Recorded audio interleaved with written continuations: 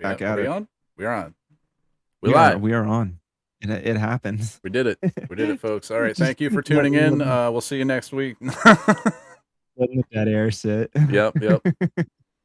It's just making sure the actual mixer was turned on because volume would be good before we start speaking. That's good. Yeah, we don't want to be like on mute like a bunch of jackasses like Yep. we are every week. Yeah, I should really program that mute button into the board here. Probably be a better Yeah. idea than just like frantically trying to click a little tiny button on OBS. Oh, Just like look at that. click, piece of shit.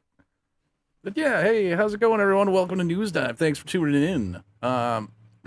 So as always, don't forget to check the description below for links in order to support us and this channel as well as Carter's channel, locally sourced. If you want to get some more like in-depth interviews with people, really fucking good job at that. What was the latest one that you did? Phil Sletton from NHFPI, New Hampshire Fiscal Policy Institute. He came on and we talked a bunch about taxes in New Hampshire, which is, Yeah. pretty hot topic for people. But no, New Hampshire Fiscal Policy Institute does incredible work. And Phil is like probably one of the nicest people. I mean, like, look, everybody that I have on is generally very nice and chill.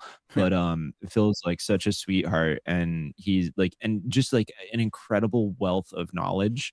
And I'm basically just like running through the list of people at NHFPI to talk to about like a wide variety of issues because they all spec out to something and they know what they're talking about. They always do. And they're he had a really good the last question that I asked him in the interview is about like what's your take on like um like sort of like manipulating data because they're nonpartisan and they're just very much so like look, we just want to give you the numbers so that you have them, so that you know them, and then you can make an informed decision from that.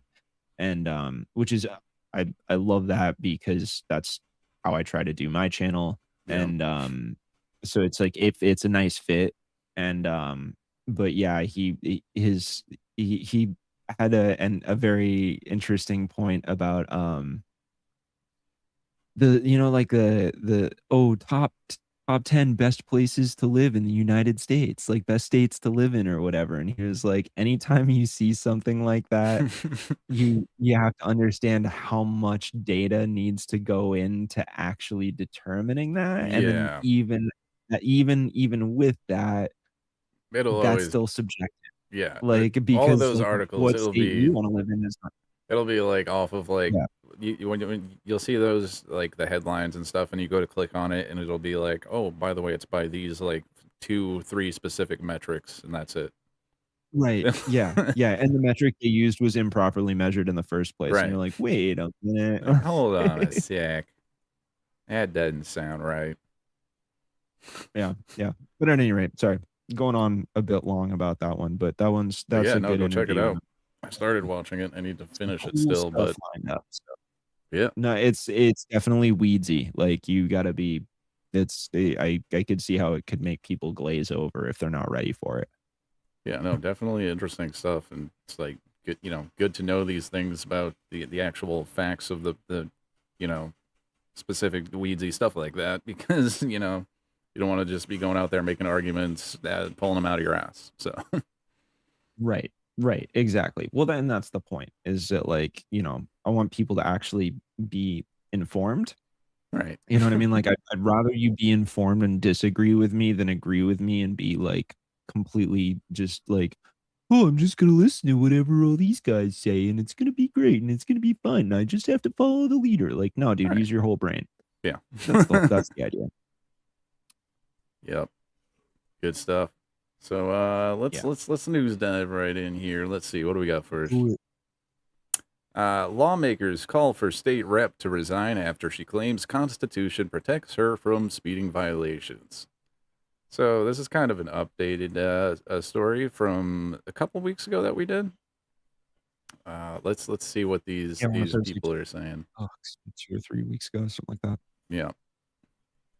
We are not above the law, and we should be held to a higher standard. Republican Kimberly Rice joining Democrats in the call for the removal of fellow Representative Ellen Reed. I think that she is not up to the standards of being a state representative. I think that by having her resign, we can get someone who is more focused on her district's issues, on their constituents rather than themselves. Police pulled Reed over twice for speeding after leaving the State House. First in December 2024, where authorities accused her of going 107 miles per hour on I-93. She admits to going 85. And then again last June, they say she was going 92 miles per hour in a 65 zone in Londonderry. Reed is using the state's constitution to defend why she should have been protected in the first place. She was detained for a substantial period of time, and the officer essentially did not accept the constitutional provision and was not content to essentially file the charge later.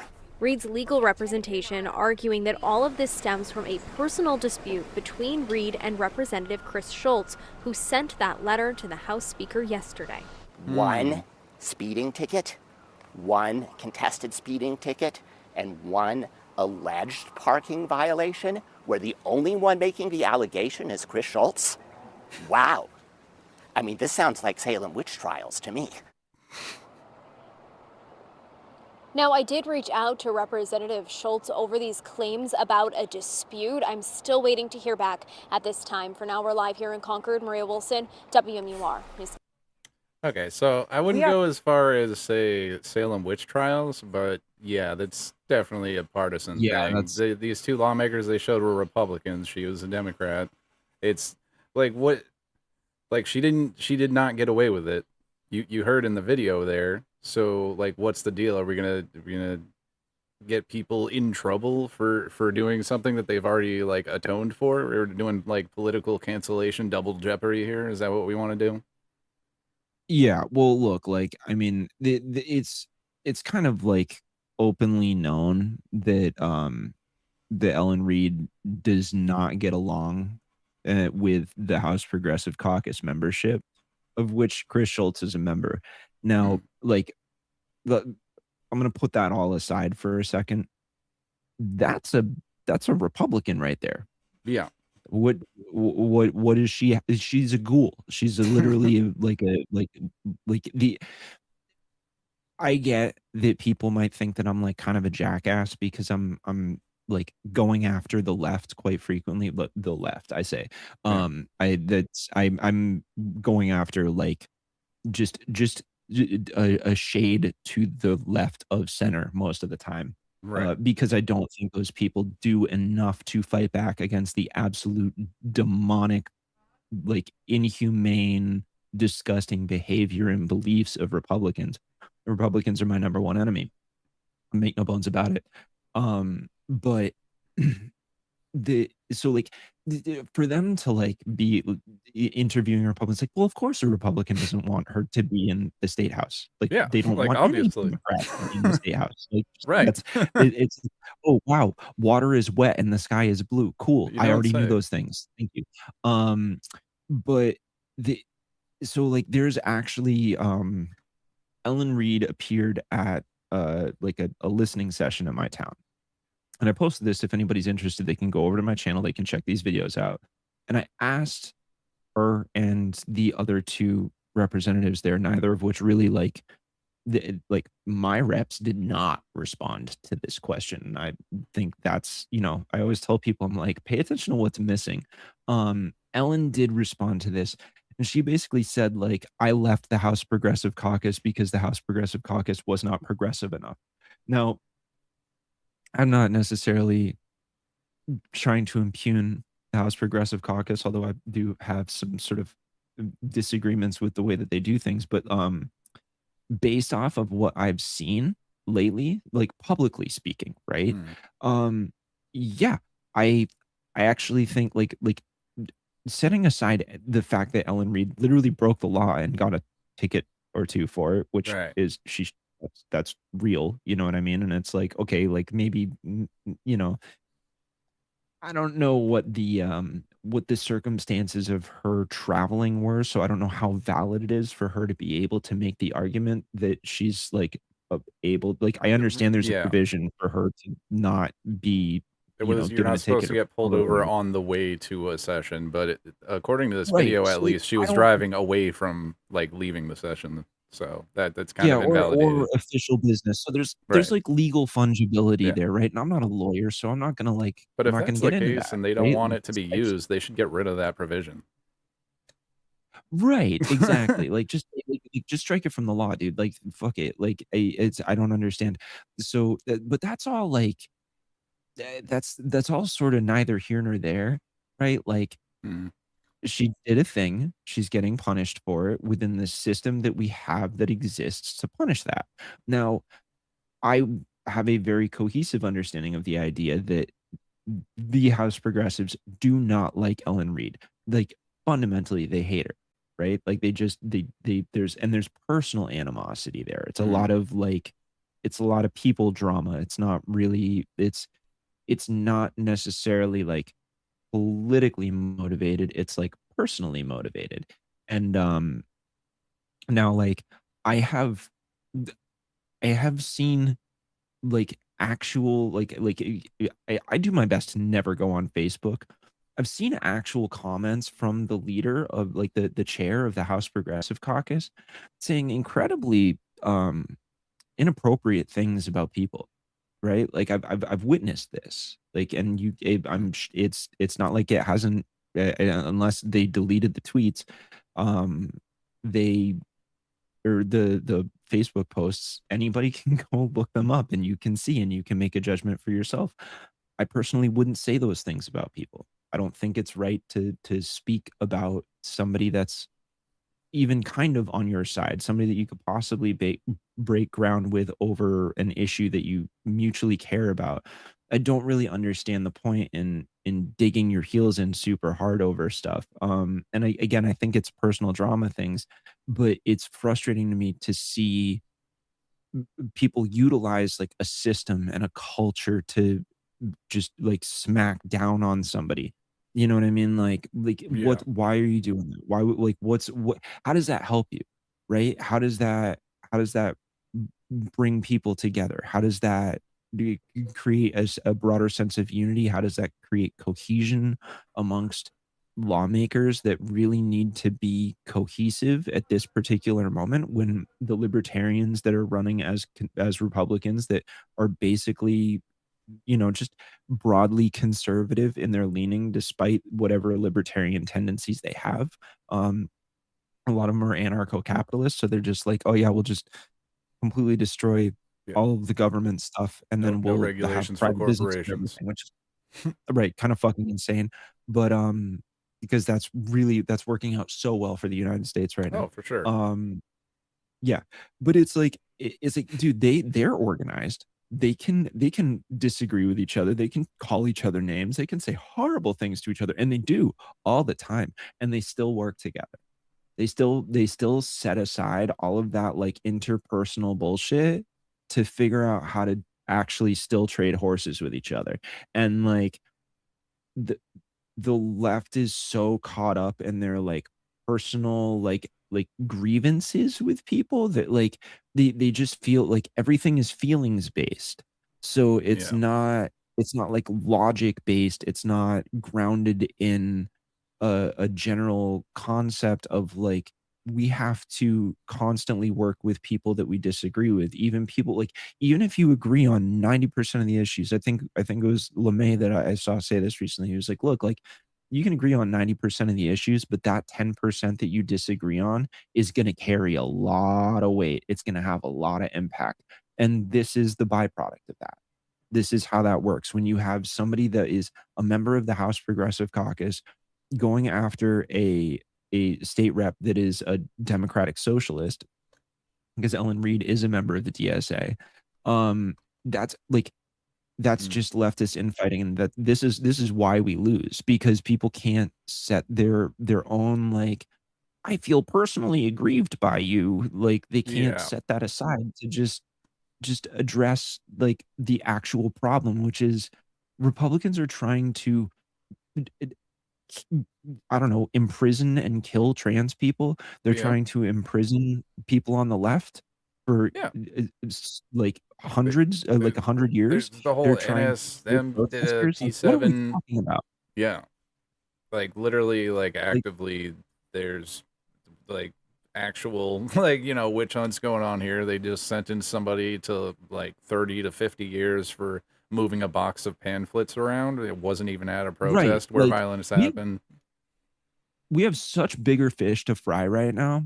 Like, we have so much bigger fish to fry right now. Like, this whole like, oh well, like I think we can still make time to talk about these little. Like, no, we can't. We can't, because whether you like it or not, like not you specifically, Kyle, but like Yeah. anybody, whether you like it or not, in the United States, time is money. I want everybody to really like wrap your head all the way around this concept, right? I don't agree with it, but it's true. It's true because that's the way that like thank you, Ben Franklin, for being a fucking jackass and putting that idea in people's heads that that this is how we should consider existing, because it's like Yeah. so deeply ingrained in like the American psyche that Yeah, like it's every minute the that Protestant passes work ethic is, is what they call that. yeah, yeah.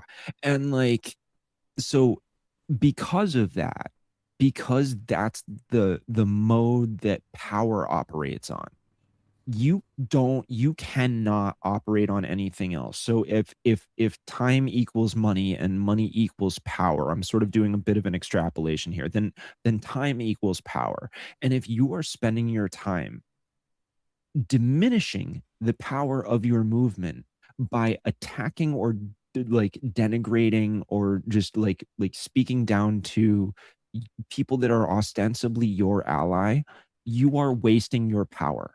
You are literally, it is shriveling, it is dying. And so this shit, this is a waste of everybody's time. This is a waste of the representatives' time. This is a waste of the constituents' time. Yep. If the people in Ellen Reed's district want to vote her in, they want to keep her in, that's up to them. That is not the place of those representatives to kick her out. Right. I'm sorry. It's I kind of don't, like like, it's like a microcosm of what's going on right now with all the Democrats like running further to the right because they're scared of being labeled, socialist. It's like, oh dear God, no. It's like we have to yeah, defeat like the further left flank of our own party, and that before we defeat the further right, the far right or whatever. And it's like, this is not making sense, you guys. You're blowing all your money on fucking primaries instead of saving it up for actually going against Republicans. It's like insane. yeah, Like, what is wrong with you yeah, guys? exactly. Well, and it's like, look, like even with the thing that I just described, right? Like, I'm fine with like a group of lawmakers saying like, we want to kick this lawmaker out because like they raped somebody, or Right. like they abused a child, or they murdered someone, like really egregious crimes. But Right. I'm sorry, murder and a speeding ticket aren't even remotely on the same level. Yeah. Like, It's how like many of y'all have a look at speeding what ticket? How people have many of y'all got tolerated pulled in over this by, state alone. Like what politicians have done and right? gotten away with, and like I'm pretty sure there's one guy running that's got some pretty egregious shit on his record right now. I forgot what the hell his name was or to pull There's it, more but than one. Yeah, there's more than one, dude. There's yeah, literal like wife beaters that represent entire uh, state house districts. right, Like, as isn't like, and you're talking about expelling a rep over a speeding ticket? yeah, it's insane. Like, just give me a break. Give me a And break. That's these that is people that is like the were most so insane aggrieved. woke 1.0 bullshit that I've ever heard in my life. Like, dude, it is 2026. It has been 10 years. Calm the fuck down, understand that the landscape changed. That strategy lost a while back. It didn't come from Bernie, it came from fucking Hillary Clinton. Yeah, So, like, let's get this all let's make sure we remember history correctly. right. Anyways, our chat is blowing up right now, It's apparently. fucking I can't decorum. read. Oh, it's this guy that's recently followed me that's been commenting on every single thing. What's up, Randy? Think you might need to seek help. I'm just saying, just based on the things I've been seeing that you've been commenting, that's pretty much all I've got to say about that so far. Not sure what your deal is. Moving on. That's funny. So this is a big thing right here. Democratic DC insiders vote to deny New Hampshire first in the nation primary. But New Hampshire Democrats aren't backing down. The DNC Well, is... yeah, Yeah. of course they're not. It's literally in the state constitution. Yeah. They tried to do this last time too, didn't they? Did they actually get away with it last time? What is it, Trying to make a different state the first. I don't think they did last. No. They can't, Yeah. like they because it's in our state's constitution. Yeah. Like, it's not. And I get, like, I understand. I don't really care. I don't really understand why it matters to anybody Yeah. whether we Same, go first or not. kinda. Like, we go first and then we lose all relevance. And, Right. like, the And then second it's over, nobody cares about it anymore at all. It doesn't mean anything. Like, I guess, sure, it's like, well, maybe, you know, the people that should go first is like a state with a major city that has a much more diverse, here we go. I'm gonna get it fucking in trouble for being too anti-woke again, but like, Oh man. oh no. It just doesn't matter, dude. It's really like Yeah. like whether New Hampshire goes first or not doesn't actually have any like and it's the first in the nation primary. It's not like we go first in the general election. That's crazy.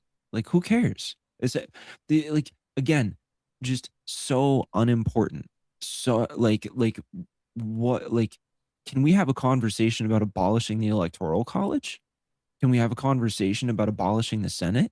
Like, what are we doing? Talk to me about something that actually means something. Right. That's stupid. But now this is going to be a huge battle thing. The TNC's Rules and Bylaws Committee voted Friday to hand South Carolina the first 2028 primary, the second consecutive cycle the national party has passed over New Hampshire. Oh, yeah, they did try to do that last time. Didn't we just, like, go ahead and say, like, nope, we're not listening to that. We're doing it first anyway? I don't know. So stupid. DNC is also moving to adopt harsher penalties. A rogue state would lose all its delegates, and candidates who campaign there would get banned from official debates. State law means New Hampshire votes first anyway. So how the fuck is the DNC going to enforce this type of thing? Are they're just going to cut out anyone who doesn't, like, listen to this? Democratic National Committee doing undemocratic things. Why am I What a not shocker. surprised? Dear What Lord. a fucking shock. So incredible. Oh, it's in your state constitution that you guys get to have the first primary. So that means you're a rogue state. What Yeah. the fuck? Insane. Why don't you just hand it to the fucking libertarians in our state? That's exactly what they want. That feeds right into their whole fucking narrative. Like, why would you give your opposition more power like that? Yeah, because they That's don't so fucking stupid. pay attention to, like, states like New Hampshire. They don't give a shit. They're just like, fucking, I guess. I don't know. It's such a meaningless conversation, and all it does is make it even harder for Democrats to have any degree of success in this state. Like we're already like maybe one of the worst Democratic state parties in the nation because of how completely how incredible failures we are at being able to push back on the Republicans. Because all they do is they just say, oh no, everybody's too conservative, so we just have to tack further and further to the right. Now we just have two Republican parties in the state of New Hampshire, but vote blue no matter who, kids. Yeah. Like, unless it's the wrong blue, what then don't. yeah, exactly. Yeah. So, Unless you're Heath Howard, then Right. then never vote then blue. never. Don't. You're not allowed. Right. Yep. Right. I think I have a video to go along with this as well. Let's see. Well, Krista, in 2024, New Hampshire Democrats managed to work around a relegated primary and pull off a relevant contest, but This looks like the sequel, and to borrow the title, The Empire Strikes Back. The vote was not close on the committee, with New Hampshire earning only 4 votes in favor of the leadoff spot on the DNC calendar. While the committee set selection criteria of rigorousness, fairness, and efficiency for selecting the first state, in the end, this debate turned out to be about which core constituency of the party. Like, what makes that state fairer than any other state? I don't understand this. It's just like, what? Party this committee thought deserved the first primary, and some Democrats even argued they want people to stop using the words first in the nation. Stop using the language first in the nation.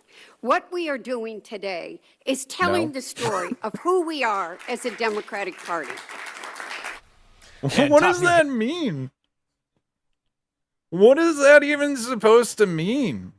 Dude, I can't. Like, I can't. I don't, like, this, like, this breaks my brain so bad. Like, this does what for equity again? I'm so confused. Why are we doing language policing when there is literally fucking Gestapo in the streets? There are fucking flock cameras going up that are recording your fucking license plates and tracking you. Like, who fucking cares?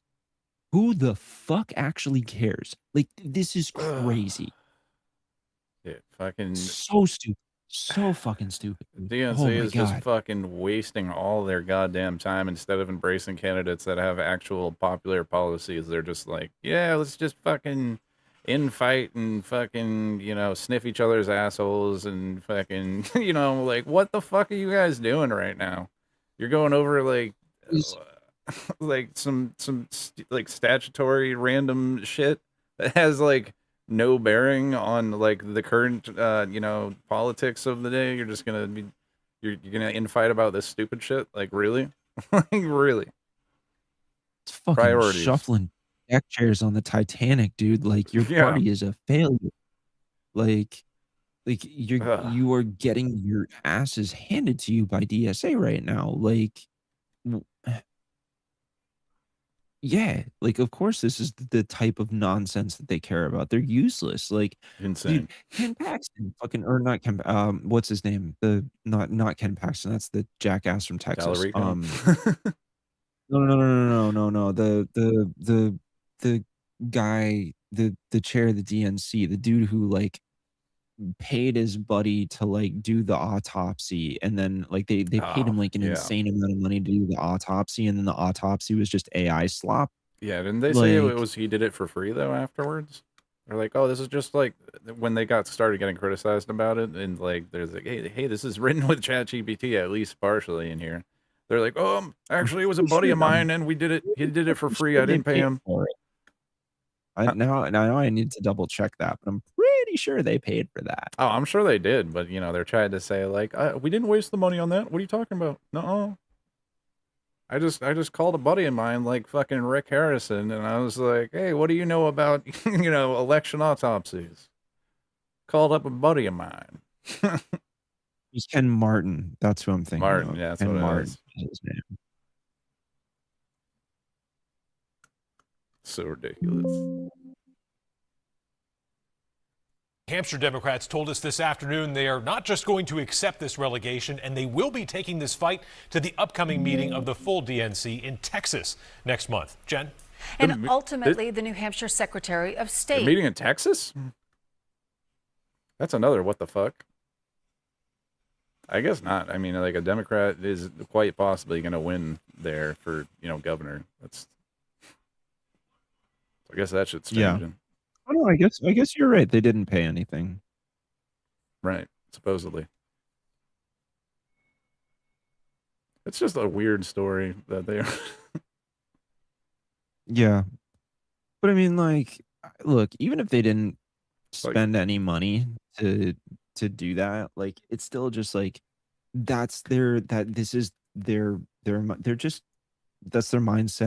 They're simply an ineffective group of people that, like, they have been beaten so deeply and thoroughly by a bunch of insane fascists that they're just like trying to become the new Reagan Republicans.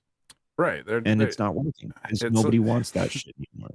yeah, it's like Literally Democrats nobody want wants. to do like Republican policies, but they want to have the decorum of like 15 years ago for the Democratic Party.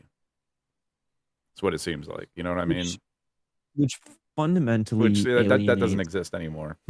There's like right, fundamentally alienating their entire voter base. literally, yeah. It's insane. Will determine when this state holds its presidential primary. Our Kendra Broda spoke with Secretary David Scanlon, who says the Granite State will still go first. Of course. Yeah, that's right. Secretary of State David Scanlon says New Hampshire Back to New Hampshire, and New Hampshire responds with nuh-uh. will still be holding the first in the nation presidential primary for the 2028 election. Now, under New Hampshire state law, it must hold its presidential primary a week before any similar contest. Scanlon says New Hampshire will be following that tradition, even though the DNC voted for South Carolina to be first and Nevada second. New Hampshire is known for its first in the nation status. Scanlon pointing out candidates don't need a lot of name recognition here and says they don't need a lot of money to run a good campaign in the Granite State. The DNC indicated it might punish candidates who don't abide by the party's primary calendar. I asked Secretary Scanlon about the rules targeting candidates with severe sanctions. I think that's unfortunate. Well, this is also the problem with having a two-party system where the parties themselves control the voting. Like, that's, you know what I mean? Like, they're in charge of the primaries. They get to decide, like, what happens during the primaries. They have the final say over who gets, like, picked when it comes to the presidential, like, primary and things like that. So what the fuck is going on here with, you know, democracy in the Democratic Party? So, like, I always thought that it was Republicans that didn't respect the law. Right, like, I was pretty sure that, like, if there was a law in the books that, like, Republicans were pretty traditionally the ones that were like, "You know what? Fuck that law. We're not gonna, like, adhere to it." And, like, Yeah. look at Donald Trump does it all the Yeah. fucking time. That's Apparently, the Democrats are like, they're like, we should dip our toes in that water too." right. Not for a good cause, mind you. But just Like, some procedural it is bullshit like this. right, like, I'm sorry, if they actually wanna change that, then maybe they need to sink some time and effort and money and, like, you know, in general, just, like, drive into working with New Hampshire working with New Hampshire lawmakers to change the law. Like, I'm like, the solution to this is to change the New Hampshire Constitution, which can be done, by the way. It's not like it's impossible to do a constitutional amendment in the state of New Hampshire. It's very possible to do it. I mean, in terms of the apparatus offers you a way to do it. Right. Whether it's politically possible is a completely different conversation. But, like, you can't just be like, "Well, it's politically impossible, so we're just gonna, like, go to another state and kick and scream about it and then sanction candidates and punish our own candidates if they don't stick to our rules," which, like, again, you are losing like crazy Yeah. right now. Why do you think that's a good idea? Right. Like, why do you think that's a good call? Like, Like, let's if sabotage our own candidates. How about that, you guys? That'll help us win. Right. Like, fuck, what? Again, it's like, and it's like, if you're going to be like, "Yeah, screw New Hampshire," then you're basically saying to, like, people, they're like, "Yeah, like, we've given up on that state. We've Right. completely given up ever trying to get anywhere with that state," which is preposterous to me because, there's a lot of people that, like, it is not unheard of for Democrats to win in New Hampshire. It's considered a purple state for a reason. Yeah. So, if you just wanna if the national party wants to, like, jam 2 middle fingers in the face of every single Democrat in the state of New Hampshire, that's not gonna go well for you guys. Right. I think Not that's good. really Yeah. not gonna go well for you. Because It's not going to go well for at the best candidates that are super fucking supportive of, you know, the Democratic Party as a whole either. Like, you know. right, at best, you have sort of like liberal cucks that will just like vote for Democrats no matter what, but still hate them and talk about them negatively on the internet. That's your best case scenario, right? Yeah. Step down from that is you actually disenfranchise voters and you suppress voter turnout for Democrats in the state of New Hampshire. So that's super bad. Yeah. Even worse than that, you actually drive dumbass Democrats to start voting for Republicans. And then you've lost an entire you've effectively it would become the Democrats, the National Democratic Party's fault that the state of New Hampshire turned from purple to red. Yep. That's it. Yeah, it just seems like a totally pointless thing to do. That candidates should be Yes. able to campaign for the office wherever they want. The DNC in trying to set the calendar is actually putting their thumb on the rights of New Hampshire voters to determine who they want to see as the nominee. And Scanlon said New Hampshire has seen this battle before and has been successful in defending its state law and longstanding tradition. Live in Concord, Kendra Brodus, WMUR. Yep. Bunch of nonsense there. I mean, like for what it's worth, this has happened like a rack of times before. It never goes well. No. It never goes well, and that's my point. Is it's just a waste of time for them to be talking about this because they have no legal ground to do what they're doing. You know what I mean? Right. Let me see what else we have. Oh, yes.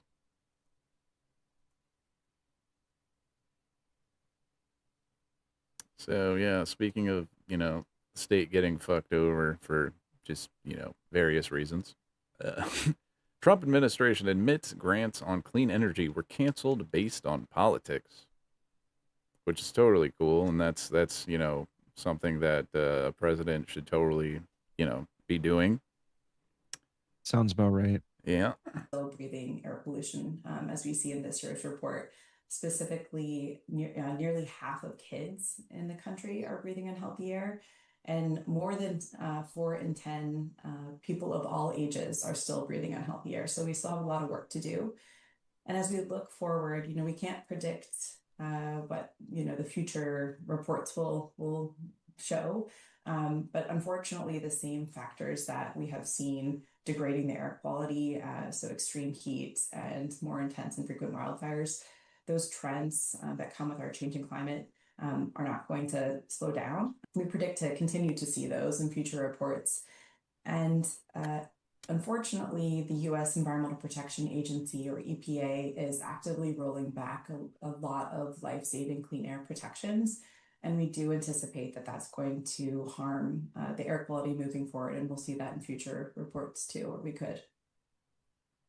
Yeah, well, see, the thing is, we won't see that in future reports because the EPA is being gutted, and the grants for any of these independent agencies to check on these things are being canceled. So what that's the bigger problem here is that if you don't report on it, then it's not happening, right? right. Like That's like how the it works. COVID numbers. It's not news, it must be good news, right? Yeah. It's that. Yeah, Literally, exactly. that came out like during It's not COVID. That Trump was like, "Well, if we stop testing, then we have lower numbers. That's how that works, right?" It's like, dude. It's so funny, man. Yeah. Honestly, I thought that video was going to be more related to the actual title, but I understand that's the fallout from them not doing that. But yeah.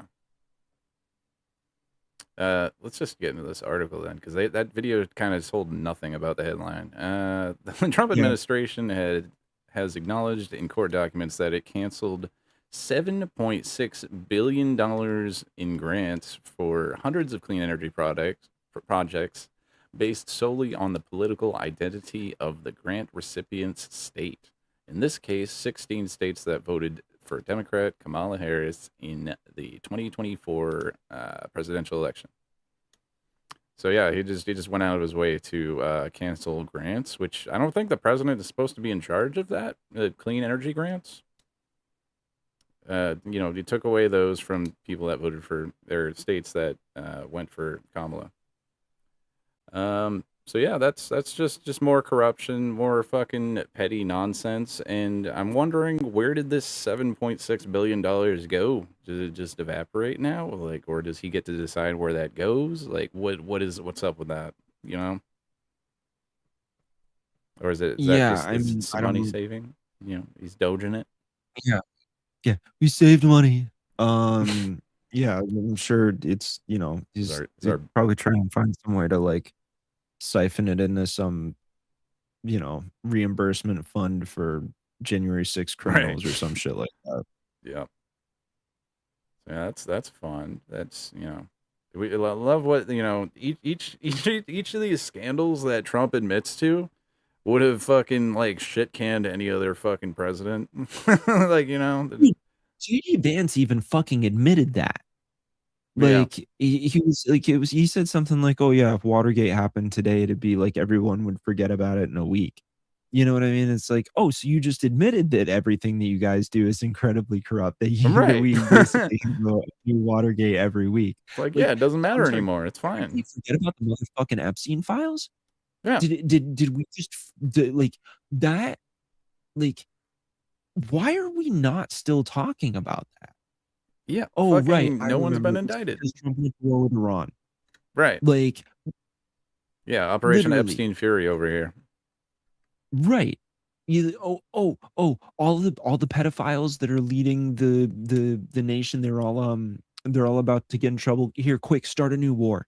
Yeah. Let's start a new forever war so that our all of our attention is diverted elsewhere. Let's make sure that we partner up with the most genocidal nation on the planet right Hmm. now. And and let's also pass a bill to tie our militaries together because that's like Yeah. our intelligence. That's such a Genius. like brilliant, brilliant. Brilliant move. By the way, the nation that we are tying our military to also harbors a bunch of pedophiles. Right. Like Yeah. No, literally, literally, there are people that somebody, will be like, yeah, yeah, somebody was, fuck, I don't want to mess it up. But I know it was somebody that was, from Israel, was like some sort of like state official from Israel was here and literally got arrested for like molesting a fucking child or something like that. But they let him out on bail, and he's like, I'm gonna go back to Israel now. And he and they even like said that out loud, like, to them, and they're like, well, not a flight risk, I guess. We'll let him get bail. And hops on a plane, goes back to Israel. That's the end of it. It's like, dude, yeah. you There's fucking kidding me? multiple cases. There's multiple cases of uh people that have been like either convicted or or faced legal uh punishment for engaging in pedophilia that just fled to Israel to escape justice. That's a real thing that happens. Right. That kind of brings It's up not just another one. thing too, like with like deportation and how they that works now. It's no like if you find somebody that is like here without documentation and they commit a crime, what they're doing is giving them a free ticket back home instead of having to serve the jail time and then get deported after. So like Yeah. when they say that, they're like, "Oh, we're taking the worst of the worst." Like, first of all, no. And then second of all, when you do that, you're just literally sending them on a like free ticket home, Like, what? Yeah, Like, the well, I system mean, makes and it no depends fucking on sense where with that this. ticket home is, like, because it was just there was literally a couple that was, I can't remember which country it was off the top of my head. It was South American country. Yeah, I think I know Uh, what you're talking the about. the husband was like he was detained and deported, and then the wife self-deported just to go be with her husband, and they were found bound and murdered, Yeah, like, slaughtered in their home, with their, like, toddler child just bawling on the floor. right. Whose fucking fault is that? Pretty sure it's ours. Yep.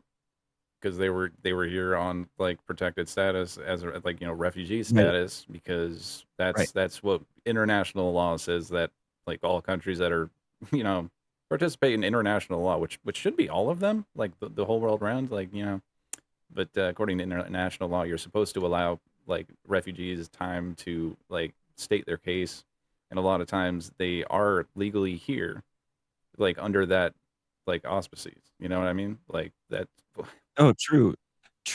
But don't forget, dude, we didn't sign on to the international law. We are not a party to it, specifically because of the amount of fucking war criminals we have in this goddamn country. Yeah, the whole ICC thing. Yep. So here's some more on new statewide petition in New Hampshire to pull local police departments from the 287G program, which allows departments to work on behalf of, you know, immigration enforcement, ICE. So this is about a petition against, you know, the partnership that ICE is doing in our state. Some Granite Staters want to see the program that allows police departments to work as ICE agents pulled from the state. There's now, in fact, a statewide petition about it. Our Kelly O'Brien has more live from Portsmouth tonight. Kelly. Well, right now there are 27 departments enrolled in the 287G program here in New Hampshire. And of those departments, some say it's similar to working with any other federal agency. But there are many in the state opposed of this partnership, and they want to see it pulled out of the state completely. First and foremost, these are not political driven decisions that we're making at this level. What we're making at this level is completely public safety. No, it's not. It's 100% bullshit. Belknap County Sheriff Bill Wright says the work his deputies perform in the 287G program is similar to the work they do every day, serving or following through with warrants. He says it allows them to, quote, flip the cap and take someone with an ICE warrant in instead of waiting for ICE to arrive. He adds... But see, the problem with that is, though, is ICE aren't getting real judicial warrants. That's the problem. They have administrative warrants, which are not real warrants. Right. So, right. Well, and I mean, it's just like, and additionally, it's like, oh, let's downshift the cost of this onto local taxpayers. Yeah, that's insane. How can we save some of our budget for ICE, which is like bigger than most entire nation's military budgets? Right. That was insane. Like, let's do some billions of savings dollars on that too, and let's make local taxpayers who have to pay for the fucking like wages, the salaries of police officers. Let's use their time. Let's use the cops' time, which is the taxpayers' money, to do this thing that those taxpayers don't even fucking agree with. Right. Well, they're getting grants though, so it's fine, right? If they're getting federal grants and, you know, being paid to be you know, ICE's thugs, yeah, not very live free or die of them. Like, It's fucking nuts, dude. I crazy. It's similar to working with any federal agency and lets them be a part of the conversation of what's happening within their community. We treat people with does that even mean? kindness and compassion, and we allow them to make their phone calls, and we allow, you know, these people to not compound on their problem. I took offense because I had a third. These fucking subhuman pieces of garbage. We give them their phone call. Year law We give them their phone call, but then they get disappeared by fucking ICE. So it doesn't really matter if they got to make their phone call or not, because the second Right. ICE picks them up, they just Ship turn them into off a to another fucking state. ghost machine. Yeah. Fucking Yeah. don't tell their families about it. Fucking make them have to, you know, find out a number that represents them, and then they won't be told that number. And then they say, well, you don't have that number, then I'm not telling you anything about them, and I don't, you know, don't know nothing. And granted, this isn't necessarily New Hampshire specifically. This is a story that I know of that's from Vermont. But there was I have some family that had a guy doing work for him. He was trying to remember if he was Iraqi or Afghani, but he was I think he might have been Afghani. But he had, you know, immigrated to the US, just like doing like literally just building stuff. You know what I mean? Like just a regular tradesman or whatever. He got clipped up by ICE, and I know that they like all they know is that he's somewhere in Texas because Texas is such a small state, Right. right? Like, you know, That's like all of New England. like his lawyers don't know where he is. Like, yeah, that's insane. Like, that's what the fuck? And he did nothing wrong. He was literally like he was here, so far as I'm aware, legally. Like he like came here under TPS. Yeah, and was doing just regular work. Like he like in fucking Vermont of all goddamn states. Yeah. You know what I mean? Well, and that's the thing too, that people you'll see in like comment sections like, well, temporary, that means temporary, your time's up. Like, well, no, that's not what that means. The temporary part of the temporary protected status was, you know, the country that they're supposed to be like fleeing from is supposed to be a little bit more together than it was, you know, before you have to you send them back. Like if you're sending somebody back to an unstable country where they're likely to get killed, then you are just killing these people. Right. Temporary implying either the stability of the nation that they left corrects itself, or that person is able to apply for citizenship here in this country. Right. Because we used to be an immigrant-friendly country. Ronald Reagan was a big fucking champion of that. And, yeah, the Republican hero. Granted for insidious reasons, but he did he was a big proponent of immigration. So there are two options to that. Neither one of them is just some arbitrary decision that at some point, oh, time's up, bitch, get out. Like, that's not how that works. No, not how it's supposed to. But they just ended. Do that to people just because you're like, I don't like the color of their skin. Right. Like they just ended like religion TPS status for a bunch like, of the Haitian people. Like it's like they're about to like take like thousands of people that have lives and have jobs and are part of communities like here in the U.S. They're about to like round up a shit ton of people. Haiti, the country that gets repeatedly just fucking absolutely destroyed by hurricanes because we fucking run by warlords and fucking like evangelicals. We just decided, let's just fuck the environment up a whole bunch to a point where we have massive unprecedented storms. There's more EF4 and EF5 tornadoes ripping through the Midwest now than there ever had been previously. This is like documented. It was like a couple of years ago. There was like a storm. It was a La Nina year, and there were like hundreds of tornadoes recorded in the Midwest. Hundreds. And meanwhile, FEMA relief is being denied to those states. Yeah, if it's a state that, you know, voted for the opposition, then fuck you. Don't care. Sorry, state. Yeah, and then they send in like private assessors that'll basically come up and bilk people out of their property. It's the whole thing is just I have a friend that lives in the South, and I forget which state, but like I think it might be South Carolina, something like that. But there was like a huge fucking tornado that just fucked up like a whole bunch of like towns. There's like rubble, people's houses everywhere, and apparently Trump went down there and fucking walked around the rubble for a little while, like waved at a couple people and left, and just the fucking people down there were just so ecstatic about that. They're like, oh, I love Trump. Like, my house was destroyed, but I have this picture here. And then it's like, dude, he didn't do like shit. They're not going to help you rebuild. He fucking came there, waved at you, and then left. Like, it's insane, dude. Like, what do you have to do to get through to people? Like, some people just fucking, I don't know. They have like a fucking religious devotion to the fucking this guy, what they think he represents or whatever. There's a reason we call him a cult leader. Yeah, pretty much. Career. Not all agree with Sheriff Wright's views. Alex Olson is a retired detective from Wisconsin, but lives here now. I just don't think that local law enforcement needs to get that sort of involvement, because then, you know what happens then? The community loses its trust in you. And then when you need them, they aren't there because they don't trust you. which is why she and other Granite Staters formed a coalition and started a statewide petition. You know, you can have all kinds of tools in your toolbox. It doesn't mean that they're the best tools to use. I feel like she probably said a lot more important information than they're playing back on this clip, particularly. Yeah, but this is WMUR, dude. Yeah. Like, look, we presented the other side's opinion for like 2 seconds.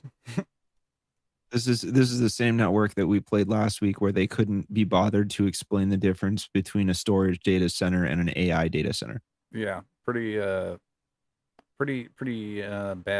work on that one. Yeah. Yep.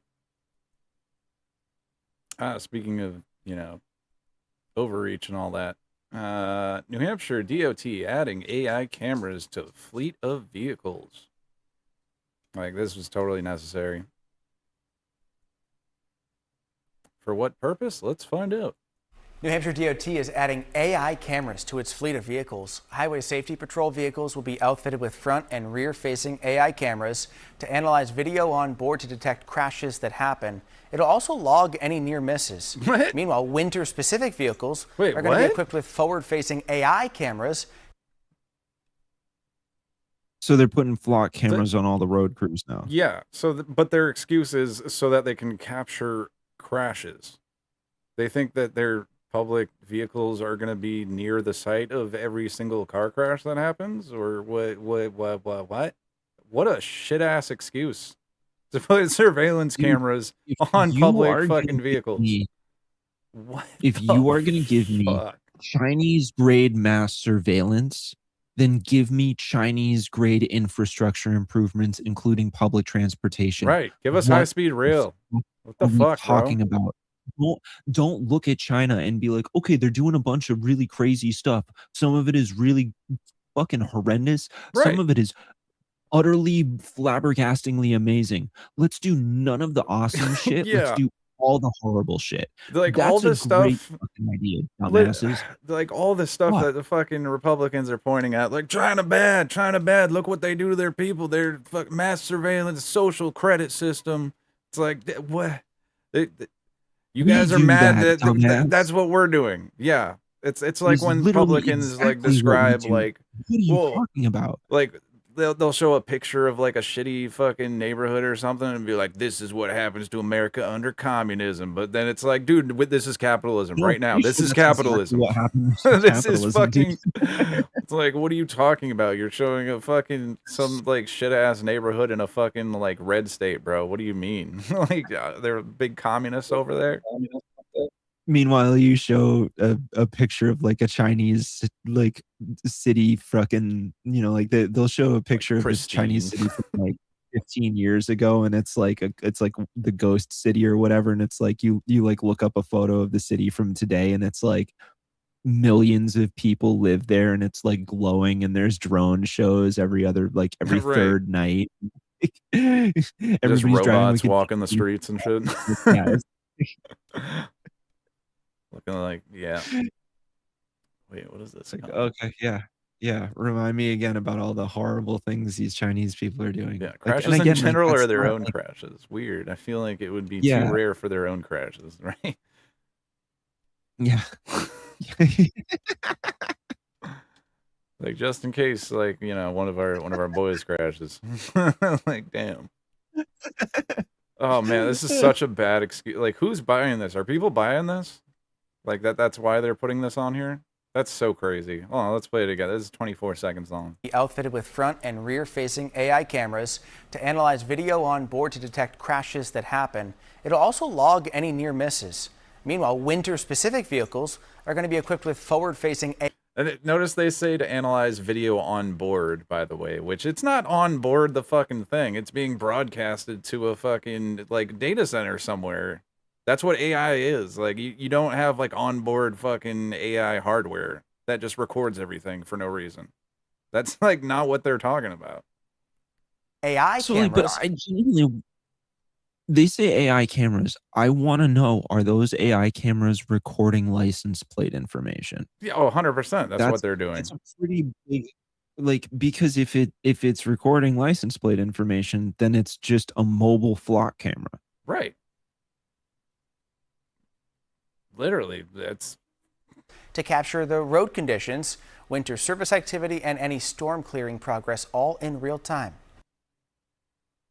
okay. So they're gonna monitor the road conditions in real time. So you know when there's snow plows out, you'll know it's snowing. But, This is why AI needs to be a public utility, dude. This is why AI needs to be publicly owned. Yeah, they need to fucking slow the fuck down and figure out ways to, you know, I'm sure there's like a billion like super practical ways to fucking make AI work without, you know, destroying the planet and, you know, spying on everyone at the same time. There's just no reason to do that. As a basic concept, I don't necessarily have an issue with AI because like technology improves over time and like, you know, Right, obviously it's it's like I can think of like a million great utilities for it, but like that is like one of the most unsafe tools that you could possibly fucking imagine. And like if you do not build safety mechanisms to manage that tool, then it's going to seriously cause immense damage. Like, okay, like no secret, millionth time I've fucking said this. I'm a carpenter, right? There's a reason that they changed the miter saw to a compound sliding miter saw, right? Like back in the day, it used to be this big like hook apparatus that would come down, and the problem with them was that they would kick back and the saw would go flying into your face. And people got injured like crazy using those. And they had to come up with a slide mechanism so that you were pushing it through, right? If anybody's seen the fucking DeWalt chop saws, right? Everybody knows those things. They have the two metal bars that go back and it slides through. The whole reason is because you're pushing the saw through the wood as opposed to coming down on it. It prevents kickback. So, like, that was a safety feature that had to be developed in order to make the saw safer to use, right? Because it is a giant spinning blade that will just eat through your fucking body. Yeah. Like you need to develop safety measures. And in this instance, the safety measure for AI is to make sure that it is subject to public scrutiny so people are able to vote on what happens with it. That's how that works. And like this is not like a partisan issue, right? Like so in my town, everybody just found out that there is indeed a flock camera in town, right? It just like it got installed kind of like under the radar. Nobody knew what was happening. It came up in like the town Facebook group, which is always hilarious. Love the town Facebook group because it's got like the most unhinged motherfuckers in the world in there. So like every comment thread is just like a field of dumpsters just burning with kerosene and hot it. And so like very entertaining in that sense, but also really great way to just completely lose faith in humanity. But everybody was like fucking incensed. And I know some of those people like are very conservative, right? Like very conservative. Like people don't want to be fucking spied on. Right. Right, especially in New Hampshire, this libertarian ass state. Like, ain't nobody want Like, that, leave dude. me the fuck alone. Just let me do my thing. Like, we are on a fast track to live in the Wayland Yutani future. You know what I'm saying? Like, this is you know the Alien movies, right? Yep. Yeah, the corporation from fucking from Alien, the Wayland Yutani corporation that just owns all of Earth and Alien Earth is a good study in that. Yeah, that's a good ass series there. TV series. Yeah. I can't wait for the next season of that. So damn It's good. good shit, dude. Yeah, basically, we're heading towards that Blade Runner / Alien. Fucking like all the corporations are gonna go and own everything. They're gonna finally do away with the facade of, you know, governments and just like, no, we're the United Corporations now. Sorry. Right. It's all leading that way. Love it. So excited for the fucking dystopian future. Oh yeah. At least we got robots that are those will be cool, right? You know?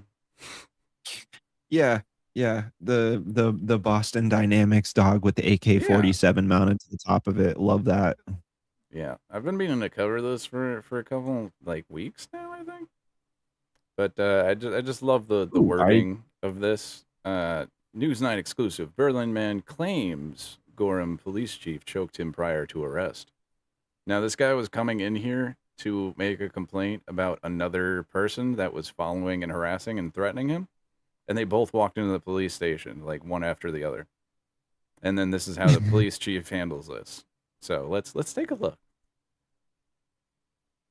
That's where he grabs me by the front of my throat while slamming me against the wall, threw a sign. These are the moments Stephen Gregory says the Gorham police chief choked him. It started after Gregory says he says spurious I mean, claims. there's video. I'm like, dude. I did just watch that cop put his hand on that guy's neck like that, and then push him. Right. Like what claim?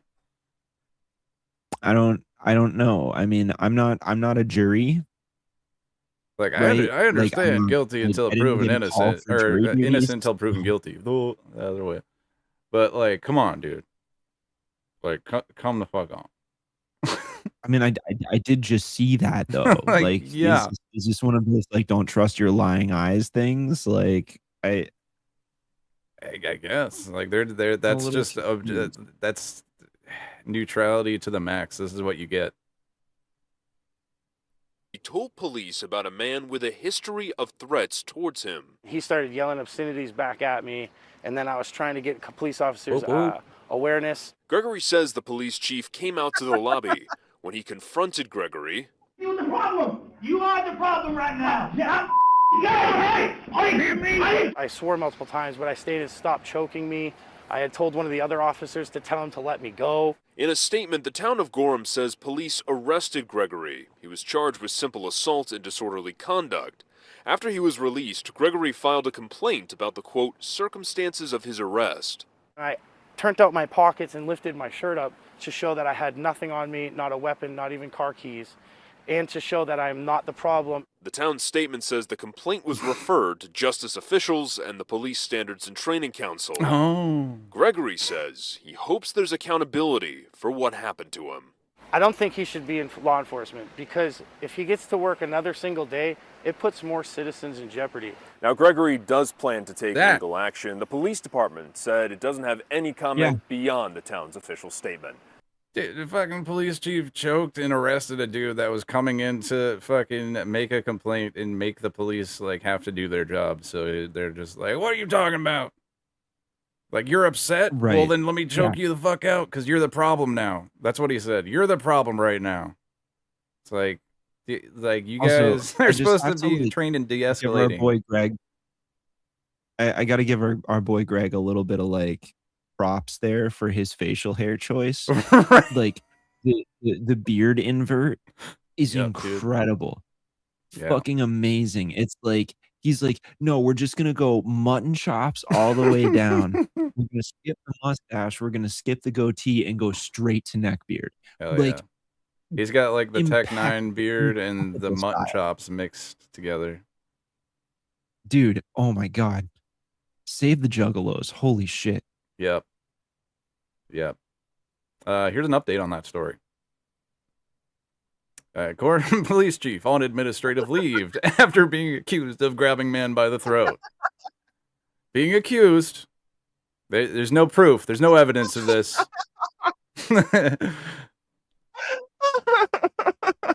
Spurious accusations, I say. As he says, I hope he sues and gets a gold Hatchet Man necklace with the money. He deserves it. Yeah. Hell yeah, I back that. Dude, yeah. Yeah, definitely. Wish nothing but the best for you, brother. Take those fucking that money you make, from suing them and go straight to the fucking gathering. Blow all that money. Look, I am not a juggalo. I have never been a juggalo. But god damn it if I don't stand 10 toes down for the juggalos. Like, them's people. They just want family. It's like, seriously. This let's let's see what they say in this updated clip after the police chief has been on administrative leave, aka paid vacation, for choking a dude. And to breaking news now, the Gorham police chief is now on administrative leave following this incident over 4th of July weekend. This video was shared with News 9 by Stephen Gregory of Berlin. Gregory says Chief Jimmy Wilhoit grabbed him by the throat and pushed him against a wall inside the Gorham police station. In a statement to News 9, the town manager says it takes all allegations of misconduct seriously. The incident is being investigated by the Attorney General's office. Yeah, we wait with bated breath to hear the outcome of that. See if I mean, why does like the fucking cynic in me just feel like he's gonna get off scot-free and is getting paid this whole time? Right. I mean, we'll have Like to see. administrative leave, like I'm pretty sure that means he's still getting paid. It does, yeah, that's what that is. They're paying him to fuck off for a while until that story blows over, and then it's like, all right, come back. That's usually what that means. Take a little paid vacation for as a punishment. Yeah. Lovely. Yeah, so Stephen Gregory, if you happen to see this, reach out to us and let us know how this whole case is going for you. I'd really like to Real know. talk. For sure. We'll have you on. I don't give a fuck. That's craziness. Yeah. So it's a wild situation to go in and ask the police for help and then have them fucking start choking you out. That's wild. No, the but homie did not deserve unexpected. that in any way, shape, or form. Unfortunately. One more slightly. This is not like completely local, but it's it's adjacent. It's right next to us. So this is about that whole botched ice raid incident that happened in Vermont. So this was what kicked it off. Apparently, according to ICE officials, they say that an immigrant rammed agents with his car, which there's no evidence of that they have shown like specifically. Didn't they ram his car? Yeah. Well, let's see. U.S. Immigration and Customs Enforcement claimed that an undocumented man rammed his car into ICE agents' vehicles during a traffic stop. The allegation was crucial to the agent's insistence on raiding a South Burlington home on March 11th, despite the hundreds of anti-ICE activists that had gathered to block their entrance. And by the way, I got to point out, they didn't find the right guy. They just arrested some other random dude. And the claims of some random immigrant just ramming their car has not been proven, and they haven't filed a case against that person who supposedly did it. What do we got? Sounds good. All right, thank you. Appreciate it. Try to pull a warrant, grab the dude, and prosecute for assault on a federal agent. Want to pull a warrant and grab the guy and prosecute him for assault on an ICE agent, they said on the scene. More than 4 months later, the U.S. Attorney has yet to bring such a charge or any other criminal case against the driver, a Honduran construction worker named Christian. I'm not going to try to pronounce the rest. I'll fuck it up. Meanwhile, a separate crash investigation completed by South Burlington police found evidence to charge. Is that Juarez? Juarez. And leaving the scene of an accident and grossly negligent driving, but the case has Perez languished Andrade. Well, god damn it, this is cutting off here. Hold on. Fucking thing. But yeah, there's been no case for that particular thing. Body cam from South Burlington police shows damage to the front and side of two vehicles owned by ICE. An initial pursuit who was mistaken for an undocumented Mexican man was not captured on body cam footage. Oh, interesting.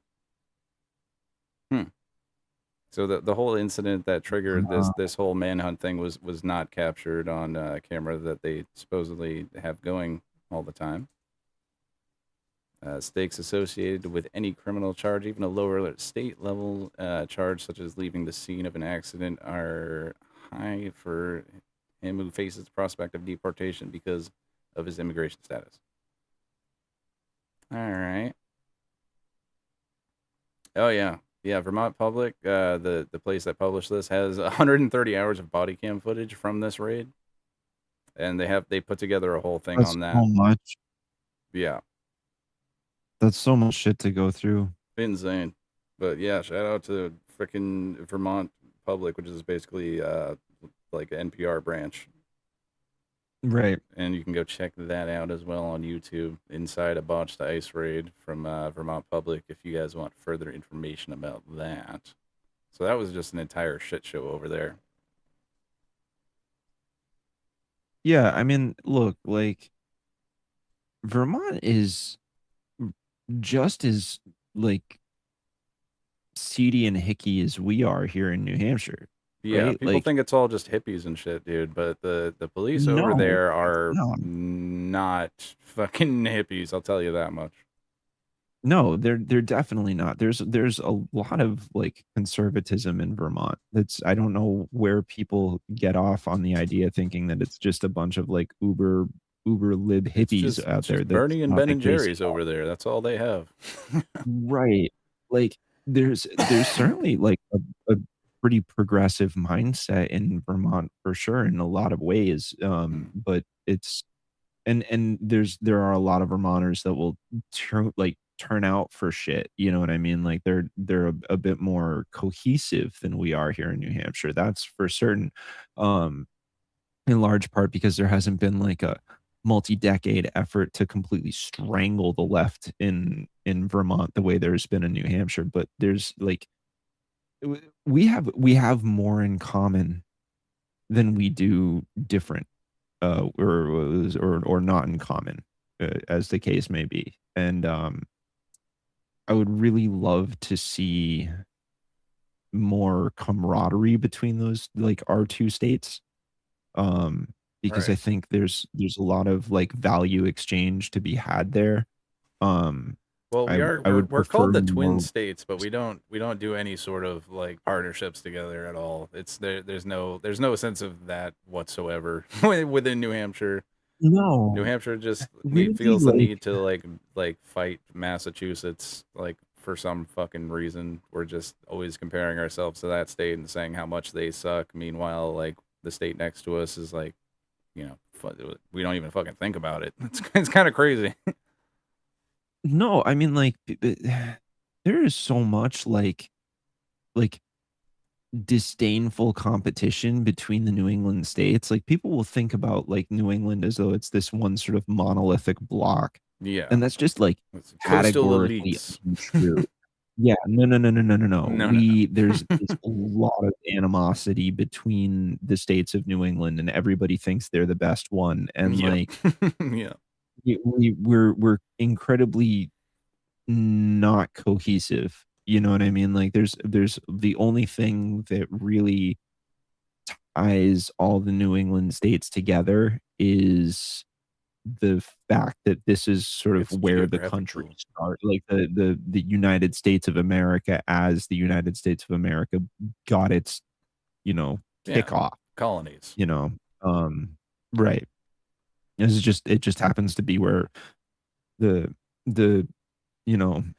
capitalist British exiles decided to land. You know what I mean? Like that's Yeah. just where they ended up. Very Protestant, like anti king because he's making us pay more taxes, kind of thing. Yeah. You know what I mean? And that's not an argument for monarchies, but it's not as it's not like they were a bunch of activists. You know what I Right. mean? It's It's a like these bunch of people that aren't were like, draconian enough for us. We're just gonna start fucking new we want colonies our with own extra strict draconian state. fucking Yeah, authoritarian exactly. rules. Yeah. Catholic Church is Yeah, fucking yeah, falling yeah. off, bro. I'm out of here. That's basically Yeah, we can't be Puritan enough. We Yeah. need to go. We need to go do it harder in another country. Oh, Yeah, and people think let's this. take a bunch People. of diseases to the native people and slaughter the fuck out of them while we're at it. You know what I Yeah. mean? Like, come on. People think that whole the woke Pope tradition of the Catholics hating on the Pope started fucking recently. Nah, dude, that's how our country fucking started. Like people are like, Dude, people Pope have too been at woke. war with the Fuck Catholic this. I'm Church out. for so long. Like, holy shit. Then it's not like, dude, like, look, like, there's a lot of fucking problems with the Catholics, dude. Like, Oh they yeah. got a lot of issues they need to Yeah. work out. Yeah, the But, whole hiding pedophiles thing, and playing. Yeah. yeah, yeah. But what I really do need to hand it to the Catholics on is that they actually, like, they were literally like, no, money is not the like the thing that gets you closer to God. You know what I mean? Like Yeah. they were pretty much like you should be focusing on like people and bringing, you know, wellness to the impoverished masses and whatnot. That part of Catholicism I actually think is pretty lit. They're Yeah, not the very idea good of at that for doing it. sure. Yeah, like the Right. general Like idea of it, but that goes sideways a lot of different ways as well. yeah. Yeah, I mean, I think that's, like, part of the reason why Mother I'm Teresa not, and all like that. yeah, like, look, I mean, I've said this in other places, I can't remember if I said it here or not, but, like, I was raised in a Unitarian Universalist church, Yeah. and, they, like dude, the Unitarian Universalists were, like, universally fucking despised by every other Oh yeah, Christian, like like, evangelicals church and all because of them. how they were just, like they were like, "You know what? We're basically gonna strip most of, like, the preachy godliness stuff from this, and we're just gonna focus on, like, the morality, Like the like, just good the pure philosophy of morals and doing the right thing." Yeah, like, yeah. they really, like, took it away from religion and much more towards philosophical, context, and I remember when I was growing up going to like, I went to church for, like, a decent amount of time when I was a little kid, definitely petered out well before I even got to grade school. Um, it was mostly like, my mom would go and I would she'd be upstairs and go to the do actual church, and I'd be hanging out Yeah. in Sunday school or whatever. But it was like, I remember, um I did, like, a coming of age thing at one point, I think when I was in, like, high school or something like that. So we did kinda lock in a little bit more on the religion side of things. But it was like, we would discuss, like, all the religions. Like, I remember, like, we would look at everything. We didn't just look at Christianity. We would look at Buddhism. Right. We would look at, Hinduism. Like, we would look Well, at, and um, see, like if that was Mu how Islam, you know what I mean? yeah. Like Judaism, we would look at all of the all the Abrahamic religions. We would look at it just and be like, the general sentiment was, "Look, all of these have something really good in them, Right. and what you should do is you should seek the good in every single thing." You know what I mean? Like, Yeah. you're allowed to pick and choose. You're allowed to, like, take little bits of everything and Right. see how it all works together. And, like, what I really appreciated about sort of the Unitarian Universalist approach to things was, like, in a lot of ways, I think, like, that was, like, my first introduction to, like, the concept of dialectics without it ever being presented to me as such, because it was like, no, you're allowed to look at everything and you're allowed to be critical of each and everything and actually think about it and discuss it and compare it to something else and try and Which find a is truth that exists somewhere in between all of those things. yeah, which And I most thought that was traditional really that churches was really do not want you to do. It's like there's one way no. that's our way or the fucking highway, and that's it. Like, and if you're doing something outside of our proposed framework, that's bad. Yeah, And exactly, exactly. if like all of these school districts and like states that are passing like pro like Christian laws or like teach Bible in school and stuff, if they had went about it in a way that was more of that direction, like, hey, we're gonna like teach you about like religions of the world like now, like, and not one of these we're gonna say is correct or over all the others or anything. If they were just like, hey, this is like what people believe religiously under these like different sects, different religions, like or whatever. They were teaching classes like that, I wouldn't give a shit. But like a lot of these states are passing laws specifically for like, you know, the Bible, like being in schools, like stuff like that. Like, fuck that. It's either you include all or you leave them out. Like, just leave it out of education, like entirely. Like, I don't know. Yeah, well, it's like what I think is so funny about it is like the true irony is that my experience growing up with religion directly led and consciously, like the actual church itself promoted being critical of religion. Yeah, Like, which is that was the whole point. Yeah, Like, it was and that's to like look that's a at huge religion that's a with a huge part critical of eye. like the fucking Judaism as well. Like that is Yeah, a specific yeah. part of their religion is they are taught to like argue and question things. Like Right. Right, and that is which a is why good there's so thing, many which is Jewish the anti-Zionists. Like, you know? Like fuck, man. People act like Exactly, dude. people act like Zionists are Shut like up for just a that. huge block of Jews. Like, no, dude, like it's a fuck ton of evangelicals that are like pushing this shit because they got some weirdo fucking prophecy thing in their head, and they think like once the Jews have the chosen land, then the Christians will rule the world, you know, and that then Jesus will come Well, back. it's more It's about like the what? rapture, really. Like Yeah, it's like, oh, we have to make sure that we get all the Jews to Israel yep. so that the Mike rapture can Huckabee. happen. Yeah. Judeo-Christian values. Like, dude, that's like, get the fuck out of here. Like, there's no such, like, that's not how that works. You can't just like put two religious Yeah, words the fucking death together. cult, dude. Yeah. You want to take a And quick then break? just like yeah, I do wanna shout out that one Zionist that, like, had a fucking mental breakdown in the Yeah. comments on one of our Yeah. I don't know what the hell clips. that He was sent about. that to me, and I was She's just like, like, so you're saying "Wow." you want to kill all the Jews? I'm like, what the fuck are you talking about, lady? No. Like, no?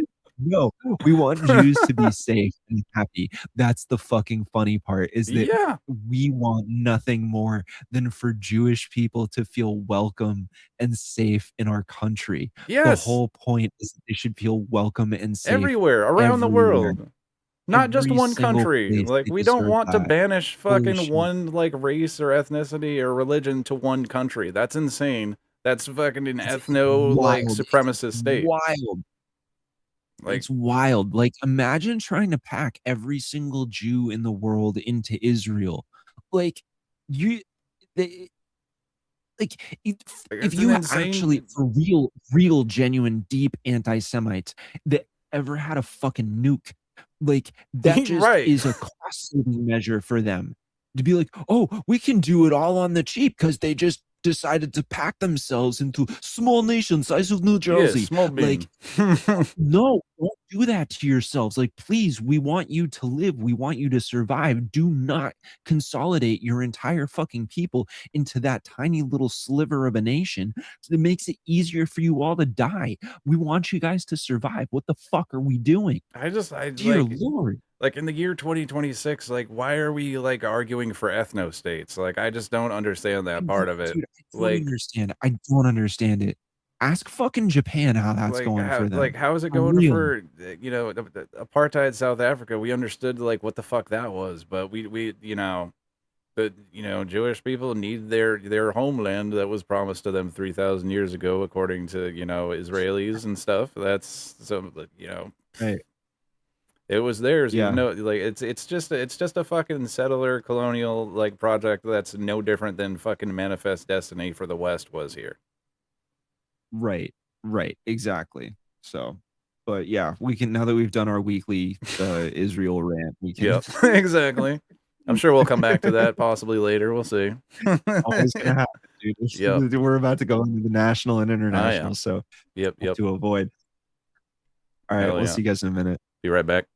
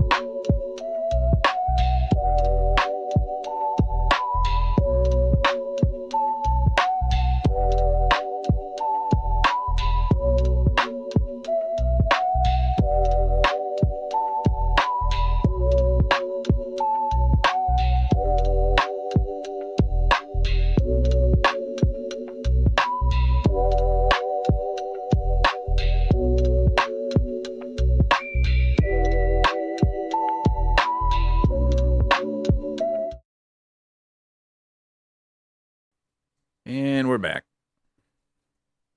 Let's go. Oh, yeah. All right. No, seriously, we're back. I swear. For real. For real this time. Ah, jinx. You're fucked now. All right. What do we got? It didn't overlap perfectly, though. You know what I mean? So. Yeah.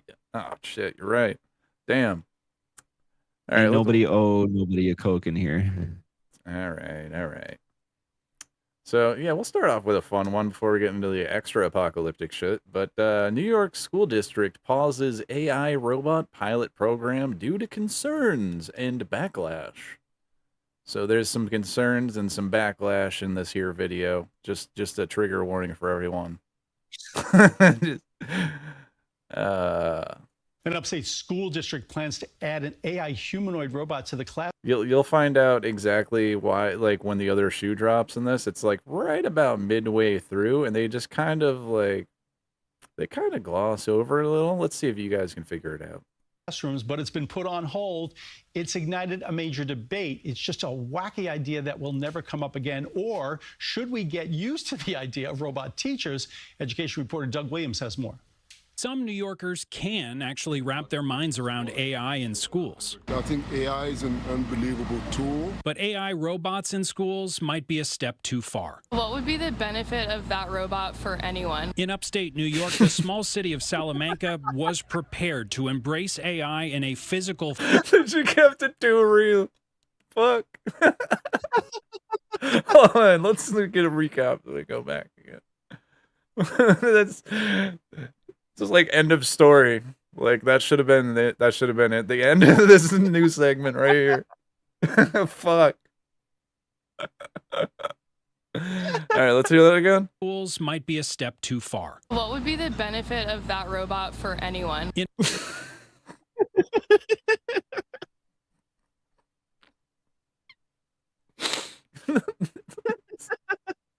In upstate New York, the small city of Salamanca was prepared to embrace AI in a physical form. A robot named Sally. The superintendent saying last week that Sally would accompany teachers, not replace them. There will never be a humanoid robot that will replace a teacher in Salamanca. But the pilot program was paused this week due to privacy testing and backlash to the tech and its manufacturer's link to a company that makes AI sex dolls. Did we figure out where it was? Did we figure out the controversy? Bro. This school district was trying to put motherfucking sex bots in classrooms as teachers. What? Dude. We have reached we're like a step away from like Blade Runner or fucking maybe Terminator at this point. I don't know. I need everybody to understand that when I start cackling like this, it's because like I don't have any other emotions left. Like it's like I only laugh to keep from weeping. Horrible.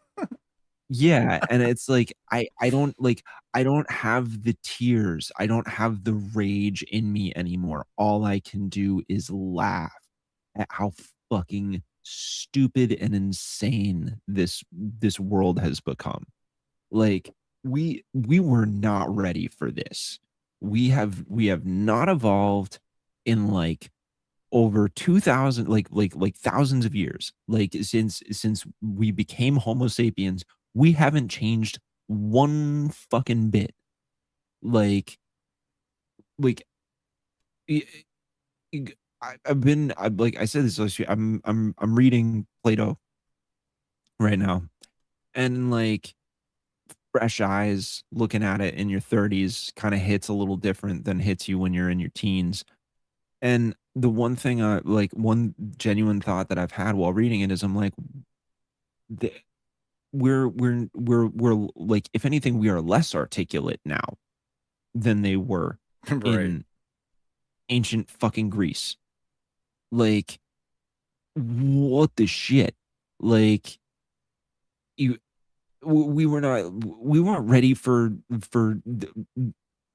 what they were dealing with back then. they weren't fucking equipped to handle the problems.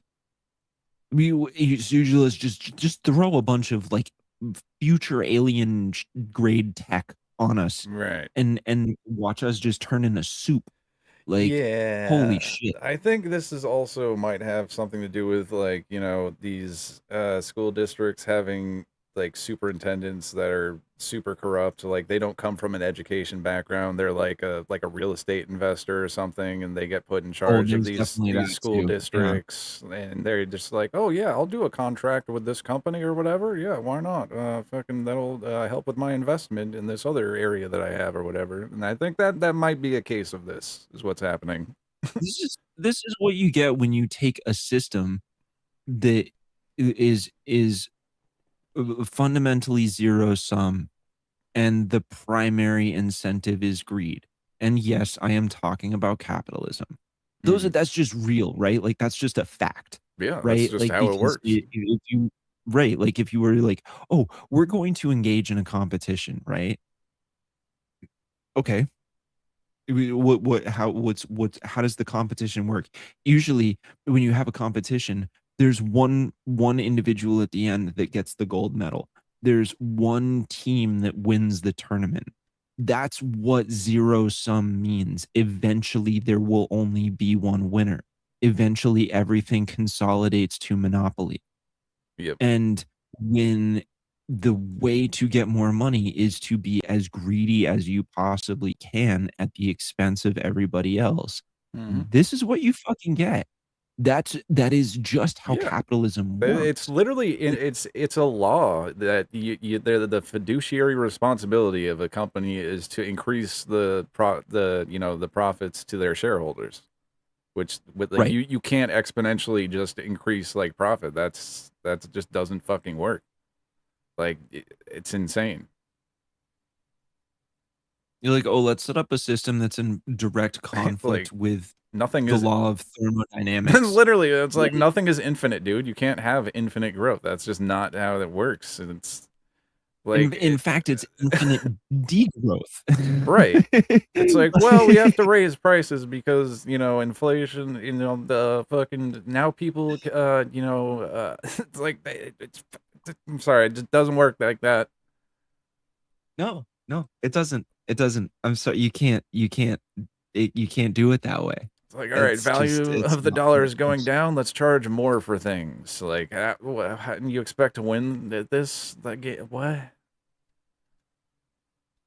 All right. I know there's really only one winner, and right now that winner is Elon Musk. Yep. Yeah, pretty much. Ah, man, let's see the rest of this real quick. Leading the president of the state teachers union, Melinda Person, to say something she never thought she'd have to. Quote, "A robot built by a company associated with sex dolls has no business in our classrooms." Adding in reference to the role teachers play in students' lives, quote, "No machine, however lifelike its silicone skin, can do that job." AI is being pushed into curriculum without the consent of Must have been an parents. English We spoke teacher. with two New York City public school moms who are advocates against AI in a system about 725 times larger. I love how that quote came from someone literally with the last name Person. Was it? That's crazy. Yeah, it's roll it back, roll it back, roll it Wait, back. was that an AI response? Is this a real person? No, it's like oh my god, you're right, Melinda Person.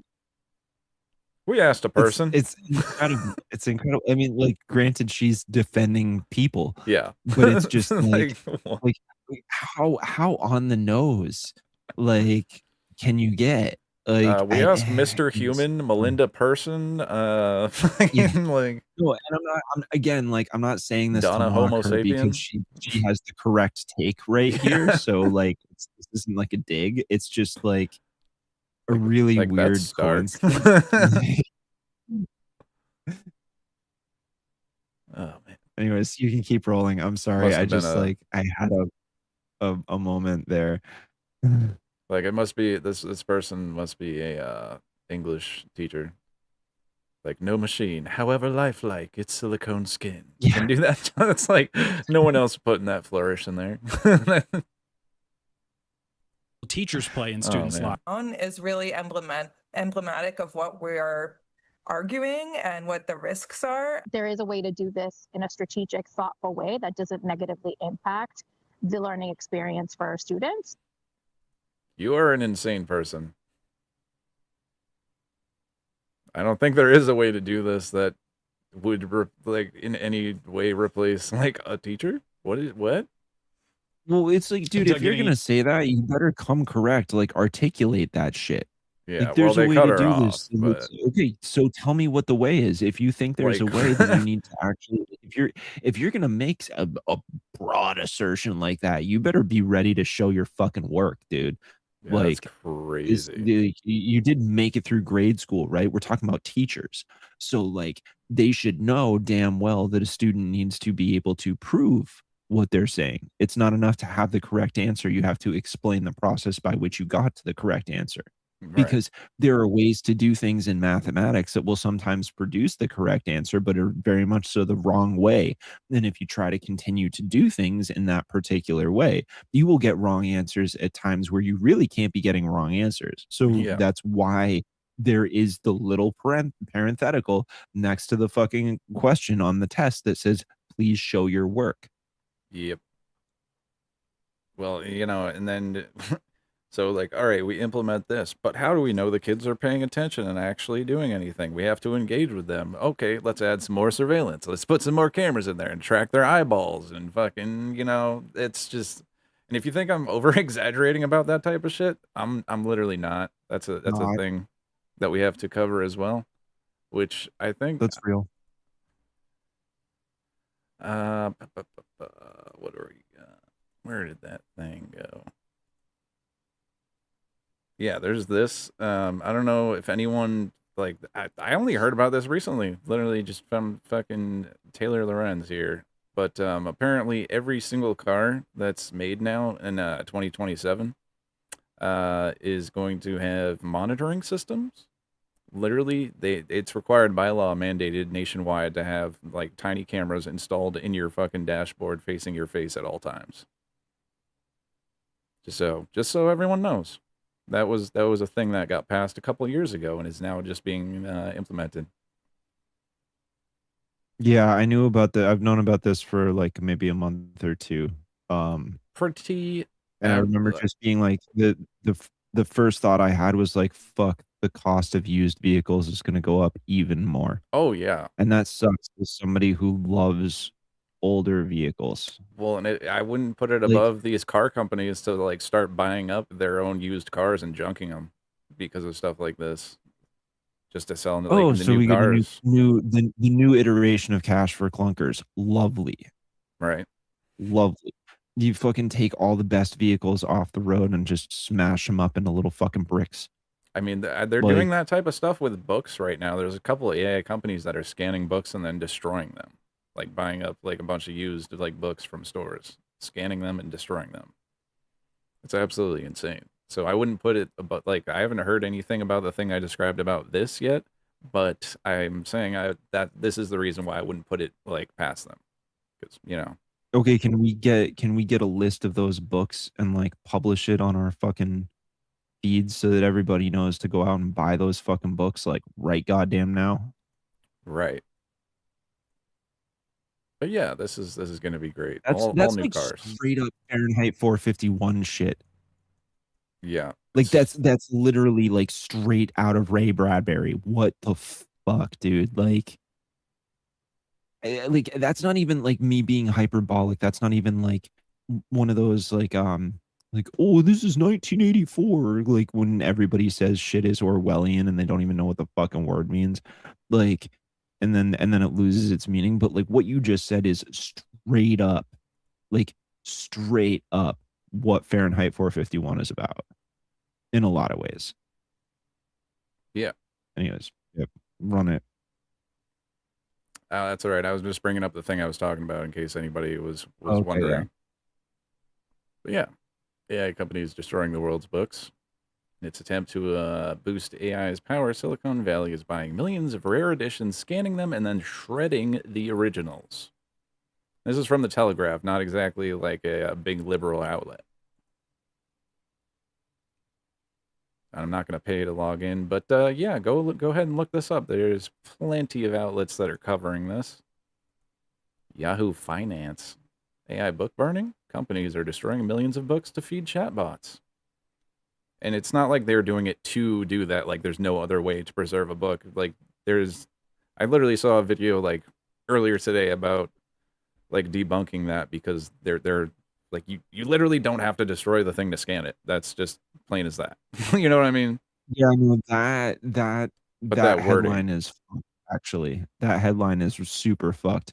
To feed chatbots implies that it is necessary to destroy the book in order That's for what the I'm saying. chatbot to consume it. That's wrong. Mm-hmm. But this is Like, Yahoo you can just let the Finance. book exist still. Yeah. So I there's think calling it cultural barbarism, as the Telegraph did, was a bit more appropriate of a fucking wording. yeah, pretty fucking insane Nazi-like stuff if you ask me. But yeah, let's check out that car article here. Here's a little summary here. The breakdown. New cars are supposed to have driver monitoring systems in 2027 to detect impaired driving. So these are supposed to, like, this bill was passed a couple of years ago, and it was based on the assumption that AI tech would get good enough to detect impaired driving, which is not possible at this moment. I just got to put that out there. Like, there are so many different factors. Like, if somebody looks distressed, like, how is the machine going to stop it from, like, taking off? Like, are you going to, like, these things have the ability, like, it's not just the cameras, it's the fact that it will, like, literally pull the car over or not allow you to start it or drive it based on whether the AI in the car thinks you are impaired or not. And there's just, like, so many things about people that an AI cannot account for, like, individually, to know whether somebody is impaired or not. Thank you, Joe fucking Brandon, for signing this bullshit ass fucking dude. I fucking hate Democrats sometimes so much. Yep. Like, why,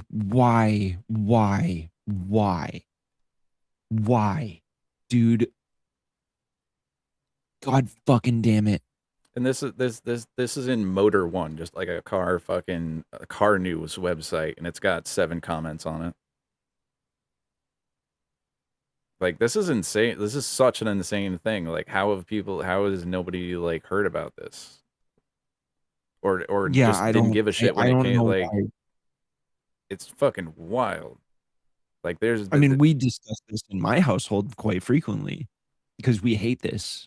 Like, you know, Yeah. like my family and everything, like, we detest this. We've known about it for a little bit and we hate it. But yeah, this is insane shit. And it's like, if you hate the flock cameras, this should be just as aggravating and infuriating as any of the other surveillance measures that you're seeing happen. Yep. So get ready for Palantir in your car, tracking everything you do, sending all data, like, out to who the fuck knows where. Sure, this could not be used in any way to crack down on the blacklist dissidents that are, you know, the government's compiling. Right. Pretty insane stuff. But yeah, if you guys want to check that out more, just go and type car surveillance 2027, and that shit'll pop right up. Yeah, we need to repeal the Patriot Act. Yeah, it's about time. Wasn't that, like, one of the things Obama was supposed to do in his campaign? Was shut down Guantanamo, or probably not that drastic, I guess. I don't know. Why is no one campaigning on fucking getting rid of the Patriot Act? That's insane.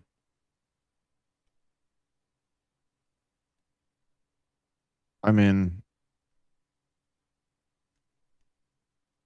yeah, Obama criticized it, but he didn't say that he was going to repeal it. No, I'm pretty sure I was just Yeah, thinking I of mean, him talking about closing Guantanamo was one of the things. yeah, I mean, he did say he was going to close Guantanamo, and he did not. And now No. we're reinvesting into Guantanamo. Yeah, that's Actually. great news. All right, let me. Yeah, I don't understand this. I mean, like, I don't know. I think like I would love to see somebody campaign on repealing the Patriot Act. I think that's like for me personally, that would be a really great Well, the president wants to. thing. But I don't think the population of the Not United ready for States that is yet. ready for that one. Like, look It's at real I mean, the Back to the easiest way Future to tell moment. is yeah, But your kids are gonna love it. yeah, exactly. Is how like just like how much of a fucking blind panic Fox News went into when DSA was like, we would like to abolish the Senate. Yeah. Which it would be a very democratic thing to do. But that was too much. So like if you talk tried about to the go in and say, I want to repeal the Patriot Act, they'd be like, I mean, you don't believe in Like, so patriots? you want the or you terrorists to win? Like, no, I don't want fucking mass surveillance that was codified in the law by the fucking George W. Bush administration. That's what I don't fucking want, Yeah. motherfuckers. Like, but they Here we love McCarthy, so Yep. Yeah, it's so insane how they just openly are like, yeah, no, that was a good thing, and we want to do some more of that. It's like, yeah. what? Yeah. Okay. Well, at least we're getting rid of the burdensome regulatory state in here. Pennsylvania, There's just too much regulations when it comes to nuclear power, you know. As Trump boosts nuclear power, regulators seek to eliminate a long-standing radiation safety rule. That's always a good sign. That seems fine. Can we not like I'm not necessarily like inherently anti-nuclear, right? Like, but my main like there should be problem with some rules in nuclear is place. that like if you don't have like a several hundred to 1,000-year plan, like multi-thousand-year plan even to manage those nuclear facilities, Mhm. like okay, let's hypothetically suggest something, right?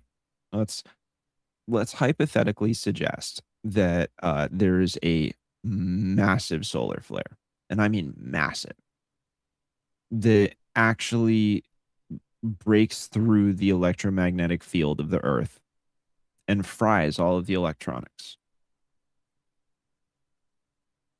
What do the electronics necessary Mhm. to manage and maintain and control those nuclear facilities?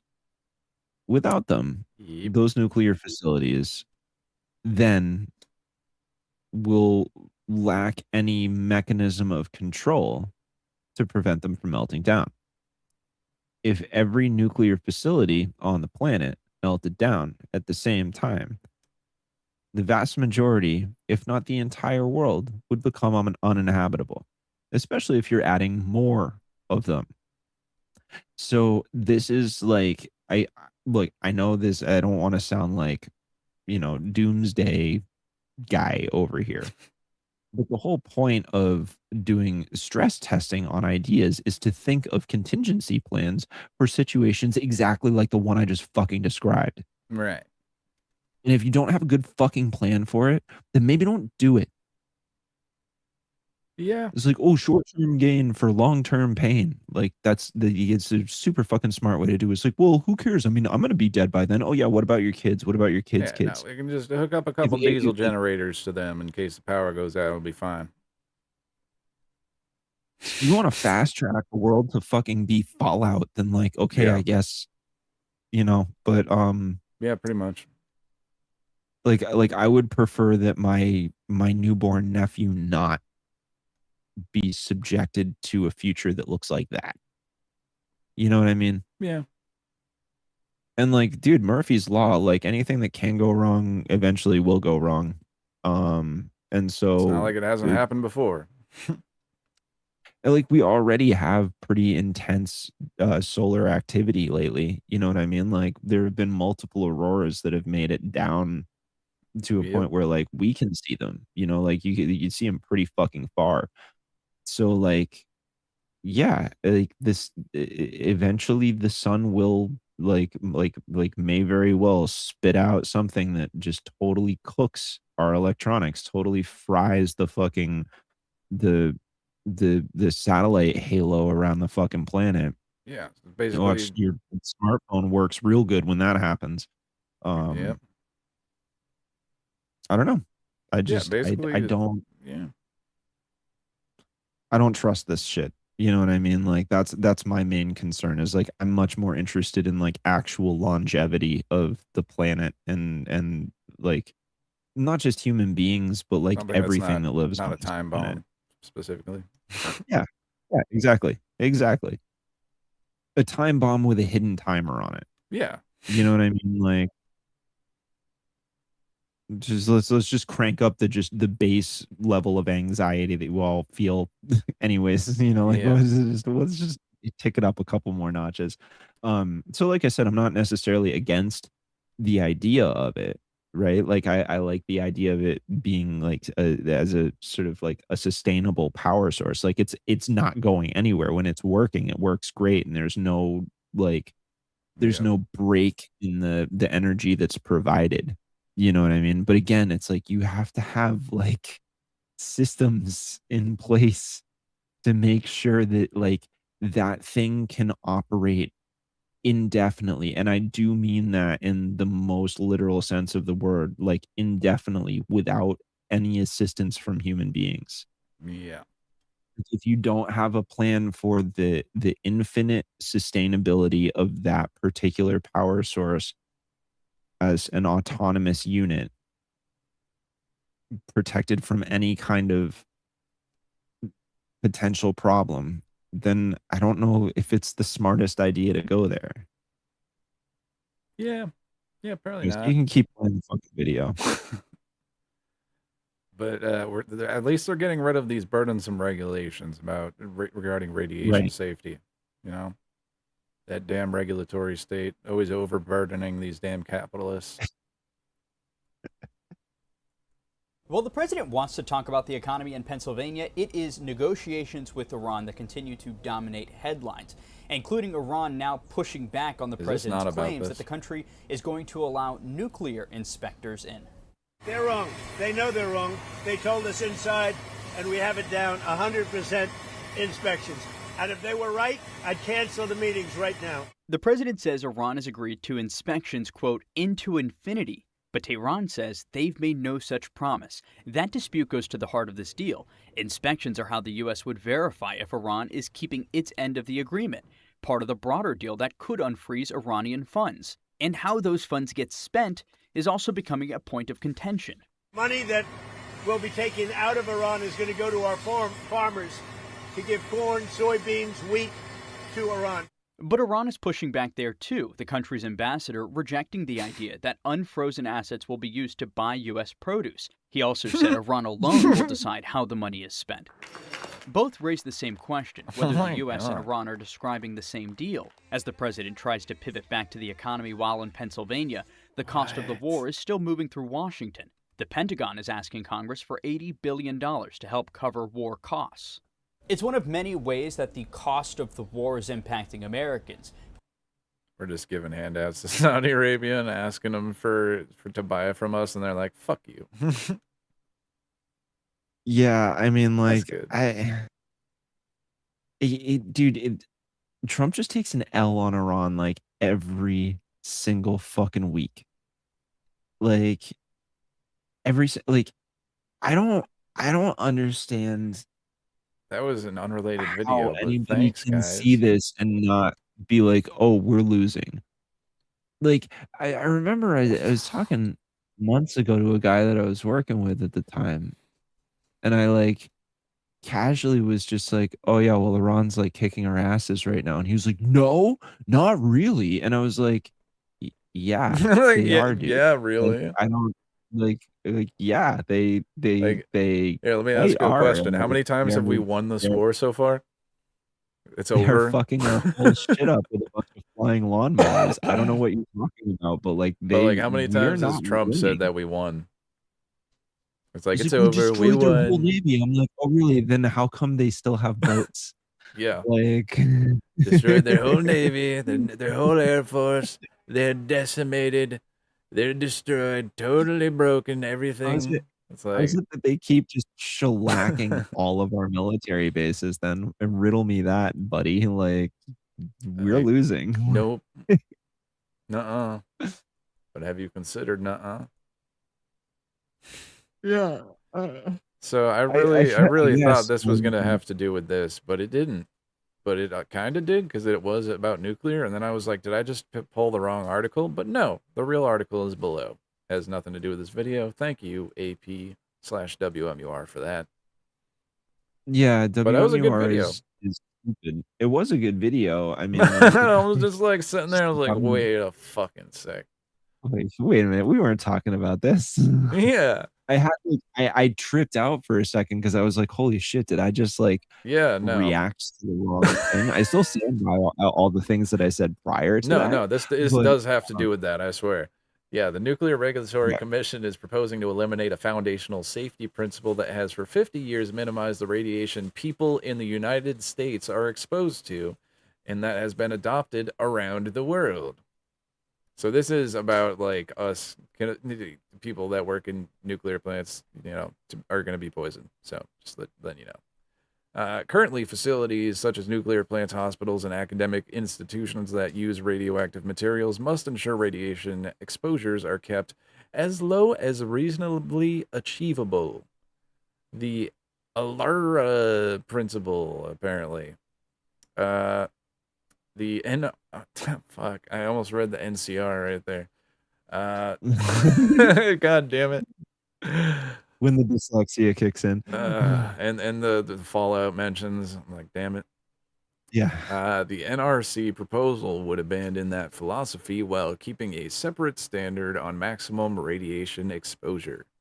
The two standards have worked together in radiation safety. Dose limits set to maximum amount of radiation that the public and radiation workers can be exposed to, while ALARA kept radiation exposure as low as practical under those limits. Research shows radiation exposure increases a person's chance of getting cancer, a risk that increases as the dose increases. Like, yes, I hope everyone already knew that.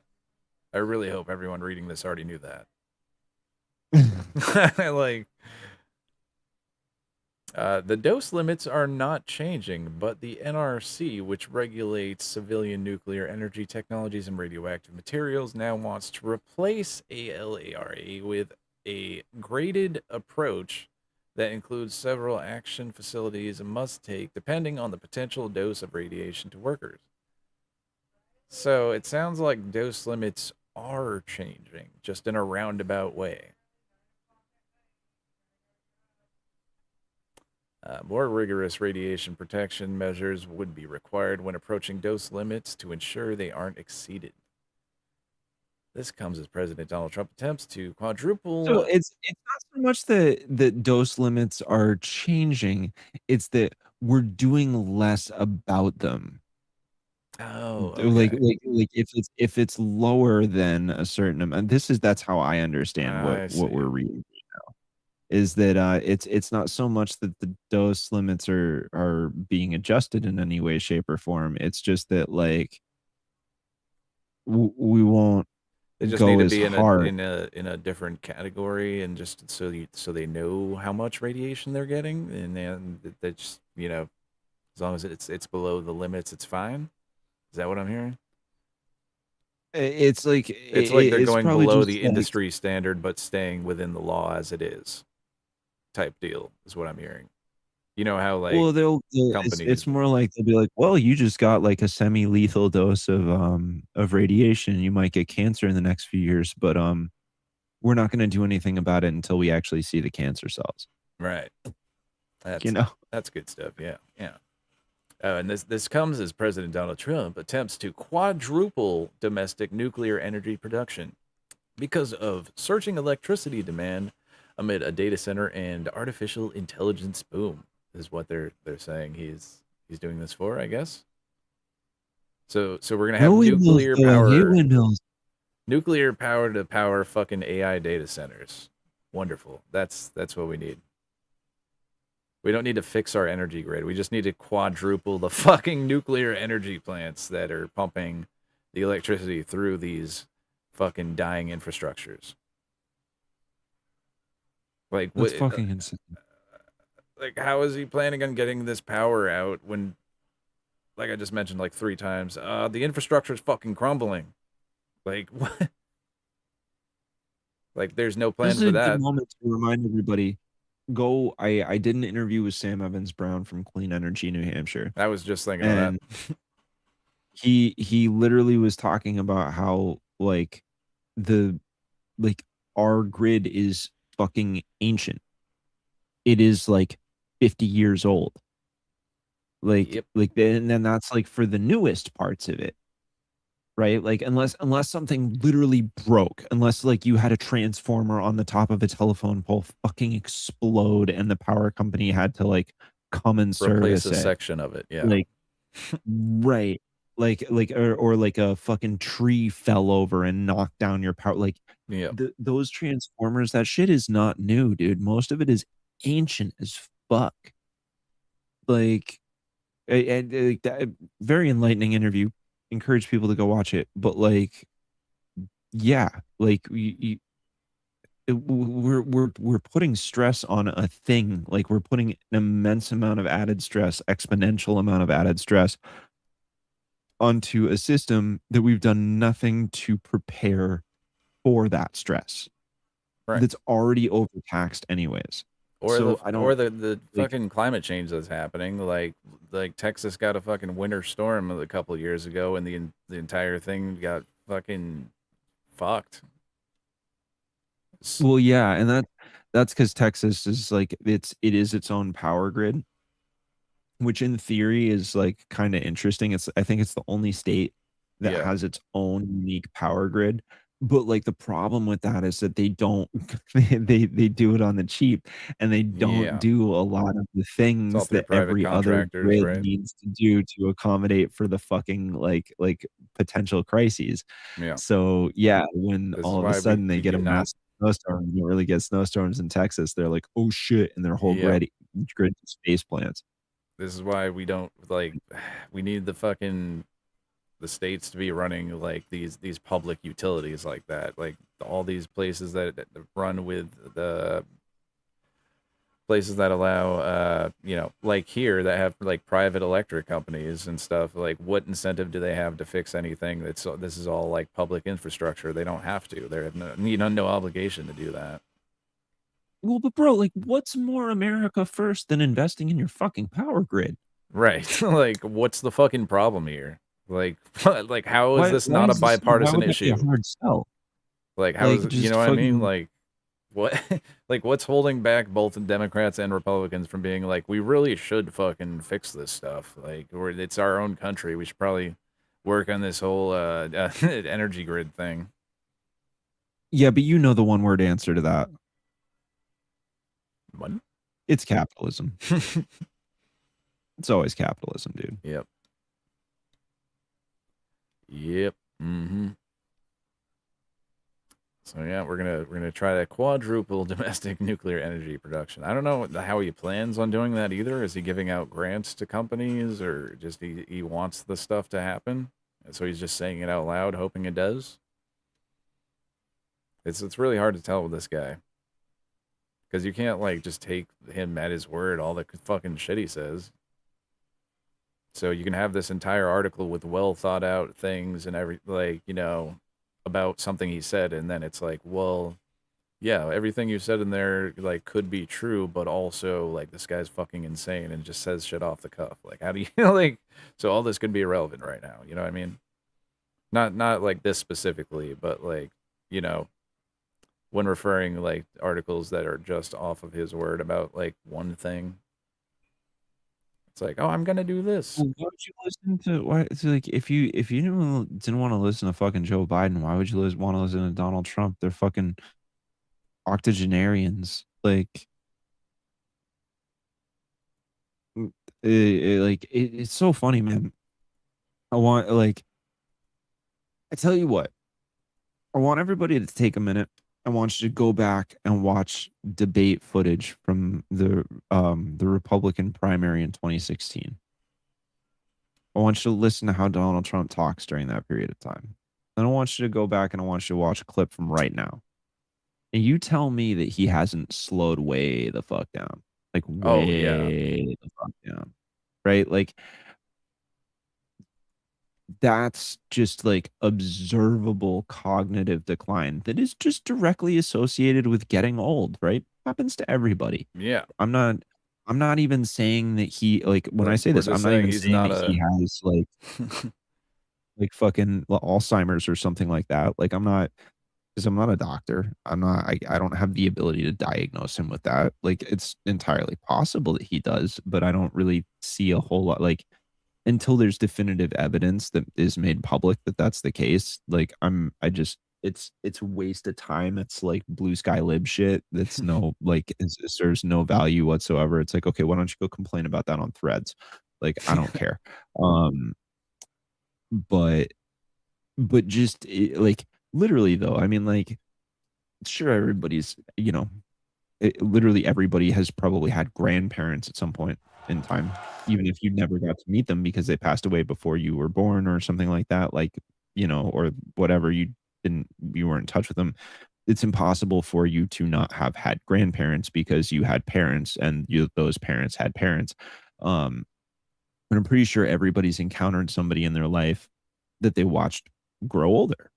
And there's this funny thing that happens to human beings as they grow older, or just like any animal in general, which is you fucking slow down. Yep.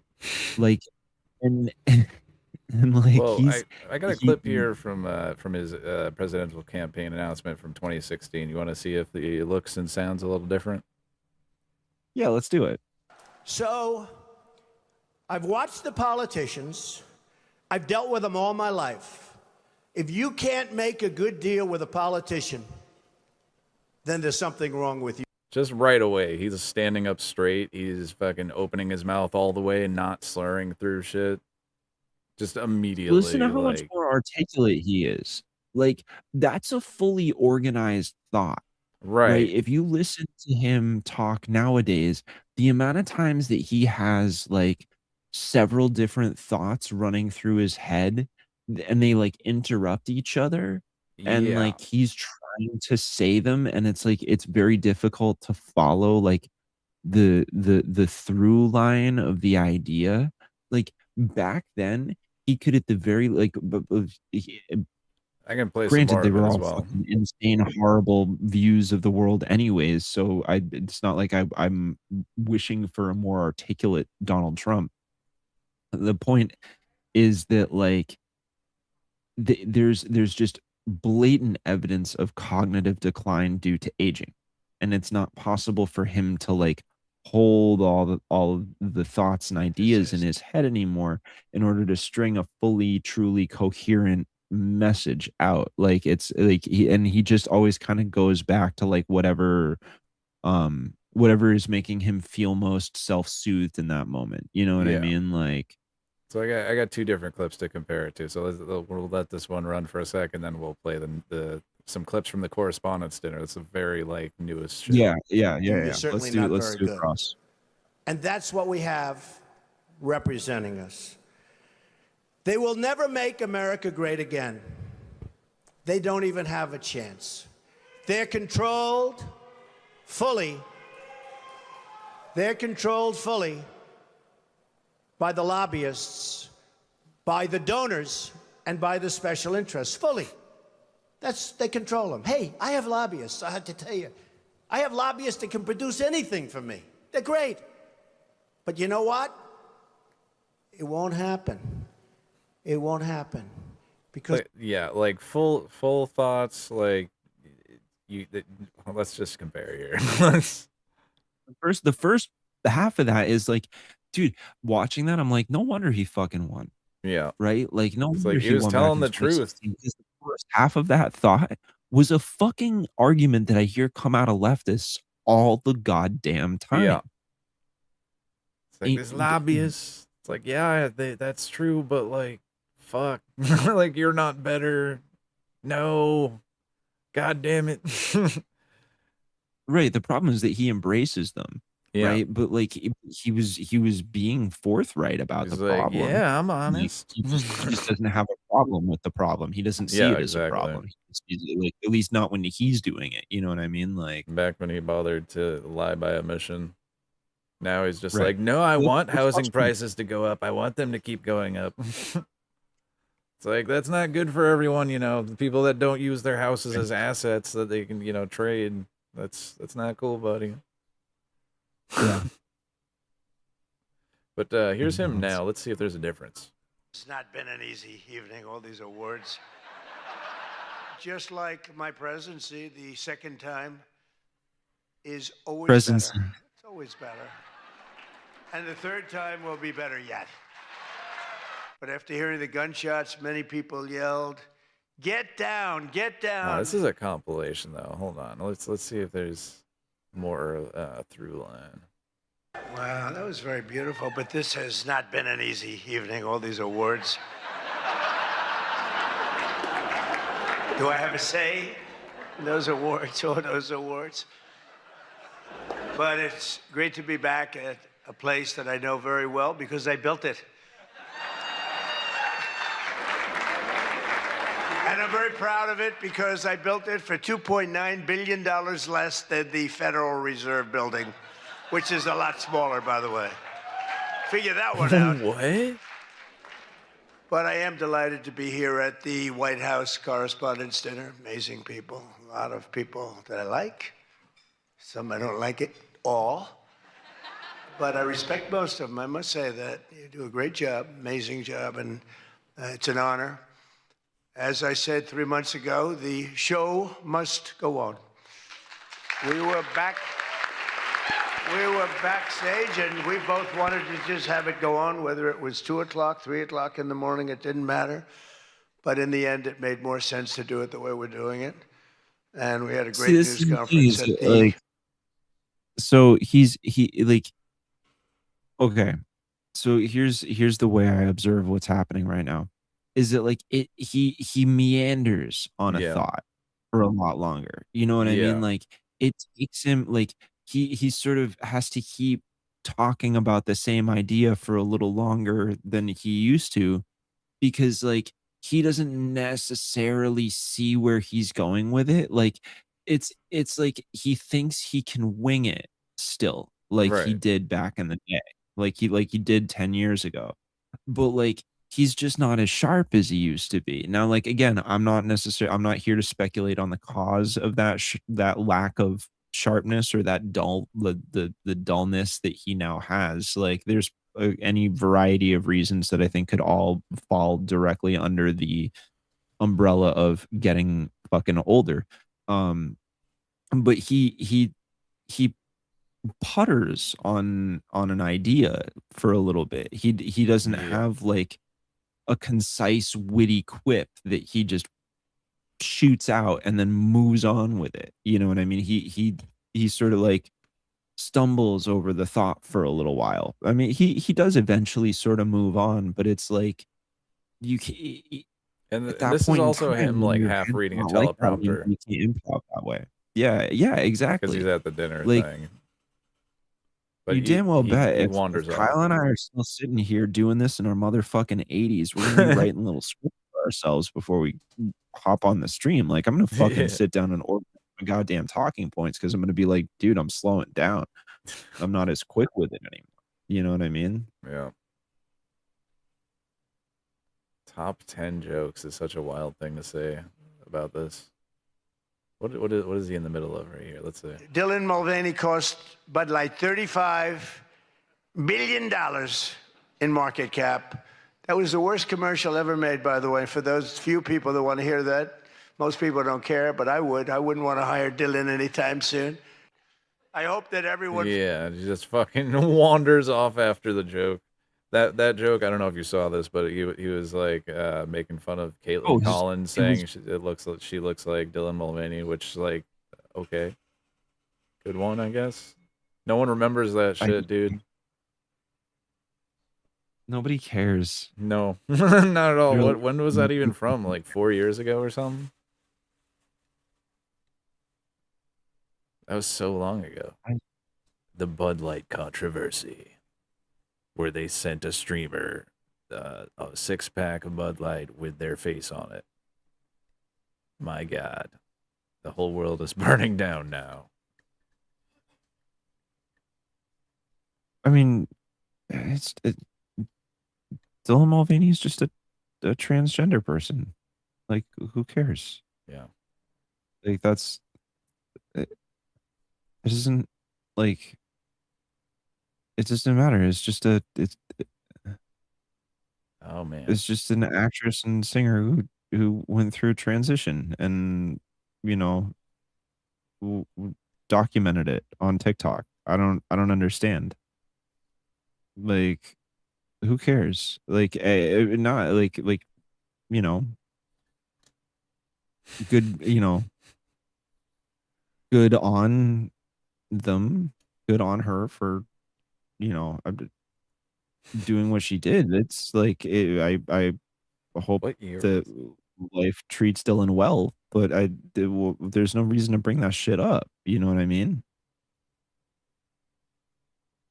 Yeah. Like I don't know that much about Dylan Mulvaney because frankly it's It was like from not, 2023 that happened.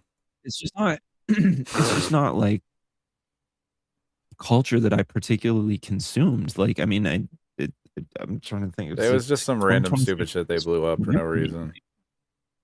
Yeah, like dude, I was working like crazy Stupid during culture war 2020. bullshit. Like I don't have time for this shit. You know what I mean? Like Yeah. it's like Stupid. I don't know. Yeah. Yep. I mean, I think Caitlin Collins just took the win on that, and you know, and you know, to be fair, Caitlin Collins has certainly like moderated a lot, and now I think she's probably one of the better. And I say this about coming for out sure. of for a journalist that came out of a conservative space. I think Caitlin Collins does some pretty decent fucking work these days. Yeah, as far as Is one of White the House better correspondence, like specifically, Yeah. Yeah. like Yeah, she definitely does it. Like I mean, she's the only dude, one if that you're gonna asks fucking anything relevant of him, like specifically. yeah, I mean, like considering the kind of shit that you see on CNN these days, Caitlin Collins is like very good for CNN in my opinion. Like every what the comparison is what fucking Jake Tapper, like Yeah, you know what I oh mean? Like God. Anderson Cooper's leaving, like at least that's what I heard. I don't Yeah. like. I don't know if he was the best either. I mean, Anderson Cooper's mid. It's funny. I like It's Anderson tolerable, Cooper I suppose. during the New Year's thing. You know what Oh, I mean? God, Like yeah. with what's the other guy that he does New Year's with? Why am I Fuck, I having don't a brain know. fart? I've never watched that shit. Dude, it's so funny 'cause they're drunk as shit, dude. CNN gets drunk. New Year's.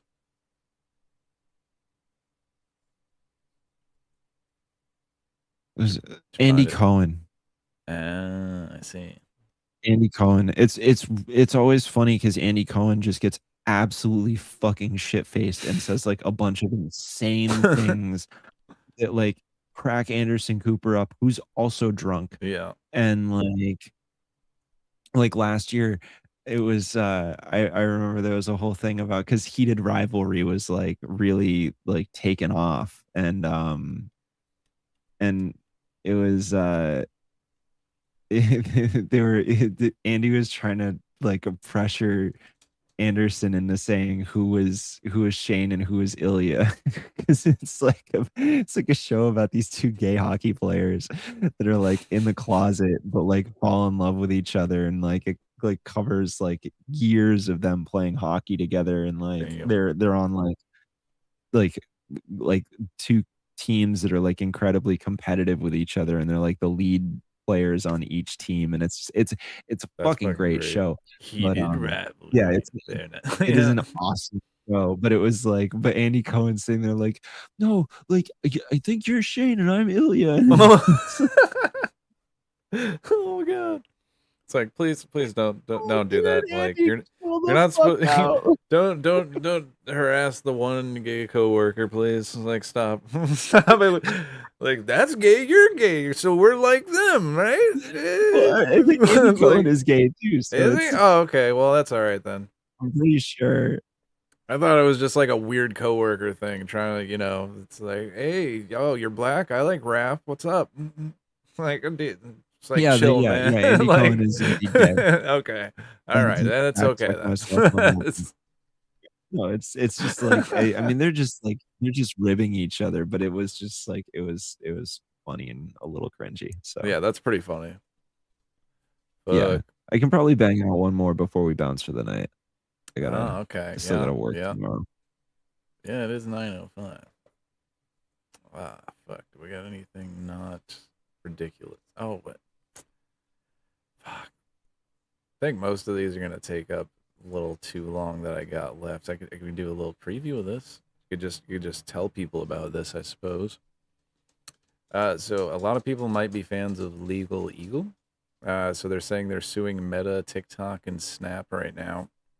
So what I want everyone to do is go watch this video by Taylor Lorenz debunking why this is just entirely a bullshit grift. And let me bring up this article here. So this is a lawsuit that is going to be like in in support of the Kids Online Safety Act type deal here. Yeah, no, and that's terrible. Yeah, which what they're saying they're suing for is that social media is addictive, and it sounds real good, and it sounds like they're holding these companies accountable, but that's not what's happening at all. They're just No, Costa's really bad, dude. Yeah. Heritage Foundation says that, of course, GOP will use COSA to censor LGBTQ content. So they're just going to kick an entire population of people off the internet, basically. Right. Yeah, that's exactly it. Is that it's the way it is it allows people to use it in a bigoted way. It's really terrible. Yeah. Yeah, so this is like a quote from them. This was somebody saying this out first that I'm reading. The Heritage Foundation openly states that they'll use bills purporting to protect kids to instead attack trans content, saying it's posing a risk of societal contagion. This is super concerning, especially given the bills that have bipartisan support. So yeah, this is bipartisan support. A Democrat and a Republican are on this because it's like, oh, you want to keep the kids safe, right? It's Kids Online Safety Act. But, Heritage Foundation actually quote tweeted this thing, warning people about this, and said, yes, we do. Keeping trans content away from children is protecting kids. No child should be conditioned to think that permanently damaging their healthy bodies to try to become something they can never be is even remotely a good idea. So, yeah, just so you know who's behind this. Fucking statement. Holy fuck, dude. Yep. There are things that are factually wrong about it and then morally wrong about it on top of the factual inaccuracies. That's so fucking stupid. I need to remind everybody the vast majority of gender affirming surgeries are performed on cis white boys, and they're mostly breast reductions because those little white boys don't like having titties. Yeah. That is just a fact. The vast majority of gender affirming surgeries performed on minors are breast reduction surgeries for young cisgender men and girls as well. Huh. That's just you might be being censored how right that now. fucking works. What now? We're getting censored? Let's see. Oh, no, it's working. Never mind. We're good. Weird. No, I just cut out for somebody else I was watching. My bad. Okay, fair enough. All right. I wonder if there was a Connection video or problems. something that Yeah, we were no. watching that made it stop. I don't think so, Weird, though. maybe. Was it the very mention of fucking Legal Eagle that got us? Like, they're like, nope, dude, you're done. You're fucking done. Yeah. Take him down, sue Yeah, him. can't even bring it up. But yeah, no, dude, just fucking let trans people live, man. What the fuck? Yeah. Why is that so hard? Why is this so fucking hard? Like, And I really encourage people to watch this video as well, because she goes into a much further explanation as to why social media addiction is not a real thing, like according to like Yeah. actual studies that have been done. And she was at the trial that they were trying to reference, like as like the reason why like it's so bad and it destroyed somebody's life. But it's totally not true, because that person ended up like working at a social media company like as when they were older. But you know, that's besides the point. Right. The whole point was that case, that girl that was they were claiming was you know, addicted to social media and it ruined her life or whatever, was abused by her mother. So that's kind of probably more the reason that, you know, she had mental duress versus like being able to go online and talk to people about it, or just not, Right. or get away from that Trauma was world, that or too. just, you know. And that's what happens when you take like the ability for kids to find communities online away, is people are much like more open to abuse. Right. And You have that's less ways just to reach out facts. to people. You have less ability to contact people. It's the same thing with like the whole these laws requiring teachers to disclose like if a kid says that they're gay or they think they're trans or like whatever, Like forces them to out the that makes kid to them their tell their parents. parents. Like that's a whole nother thing that leaves the door open to abuse from the parents, like to the kids if they don't, Right. you know. It's just super fucked up that like we in this country people don't think of kids as like autonomous beings. They're like property until the day No, they they think of them turn as 18. property. You know, it's Yeah. it's Yeah, insane. no, for a lot of people in this country, children are property, and that's fucked up. That's fucking terrible shit, dude. But yeah, definitely everyone please check this video out and don't fall for this social media addiction type shit. It's really it's a grift. This guy fucking is smart enough to know that. Then, you know, I'm real disappointed in you, Legal Eagle, because I've liked some of your shit. So bad Eagle.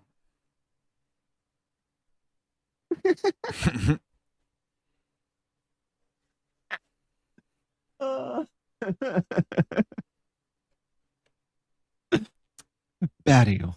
Bad. It's about all I can do. Yeah. Yeah, I don't know. I don't have my own little farm. I could pop off on a whole rant about lawyer TikTok or lawyer YouTube, Yeah, but it's legal digital too. ambulance chasing at this point. Yeah. Yeah, exactly. There, I don't. A lot of the legal content that I find on YouTube is just atrocious. There's just certain professions that I would prefer to stay off social media entirely. Yeah. Lawyers are one of those professions. Therapists and psychiatrists and psychologists, I would also prefer to just stay the absolute fuck off fucking social media. Like, when you have Unless they're trying to bring awareness about something specific, like universal signs of like, oh, are you being abused or something like that? Like if it's important, like universalist type things, like very specifically. But I don't think you should be trying to like treat people from like, you know, the internet. Right, or diagnose things or like make any kind of judgments or assumptions about people, like you know, like that kind of stuff is like I'm really, I don't know, I've seen a decent amount of like psychologist content on like just peripherally, like not like a copious amount, but like enough to know that most of it gives me the absolute fucking ick. And because I see it and I'm like, there's people that are not gonna understand what you're saying, and they're gonna take it in a really, really bad or wrong way, or they're not gonna be able to understand what you mean. And since you can't actually have a conversation with them because it's just a video, then you have no if you really are genuinely trying to do something good, you have no way to control the viewer taking the wrong thing from what you said and then extrapolating the exact wrong outcome. So on that one hand, you have the potential ability to cause significant damage to somebody in that sense.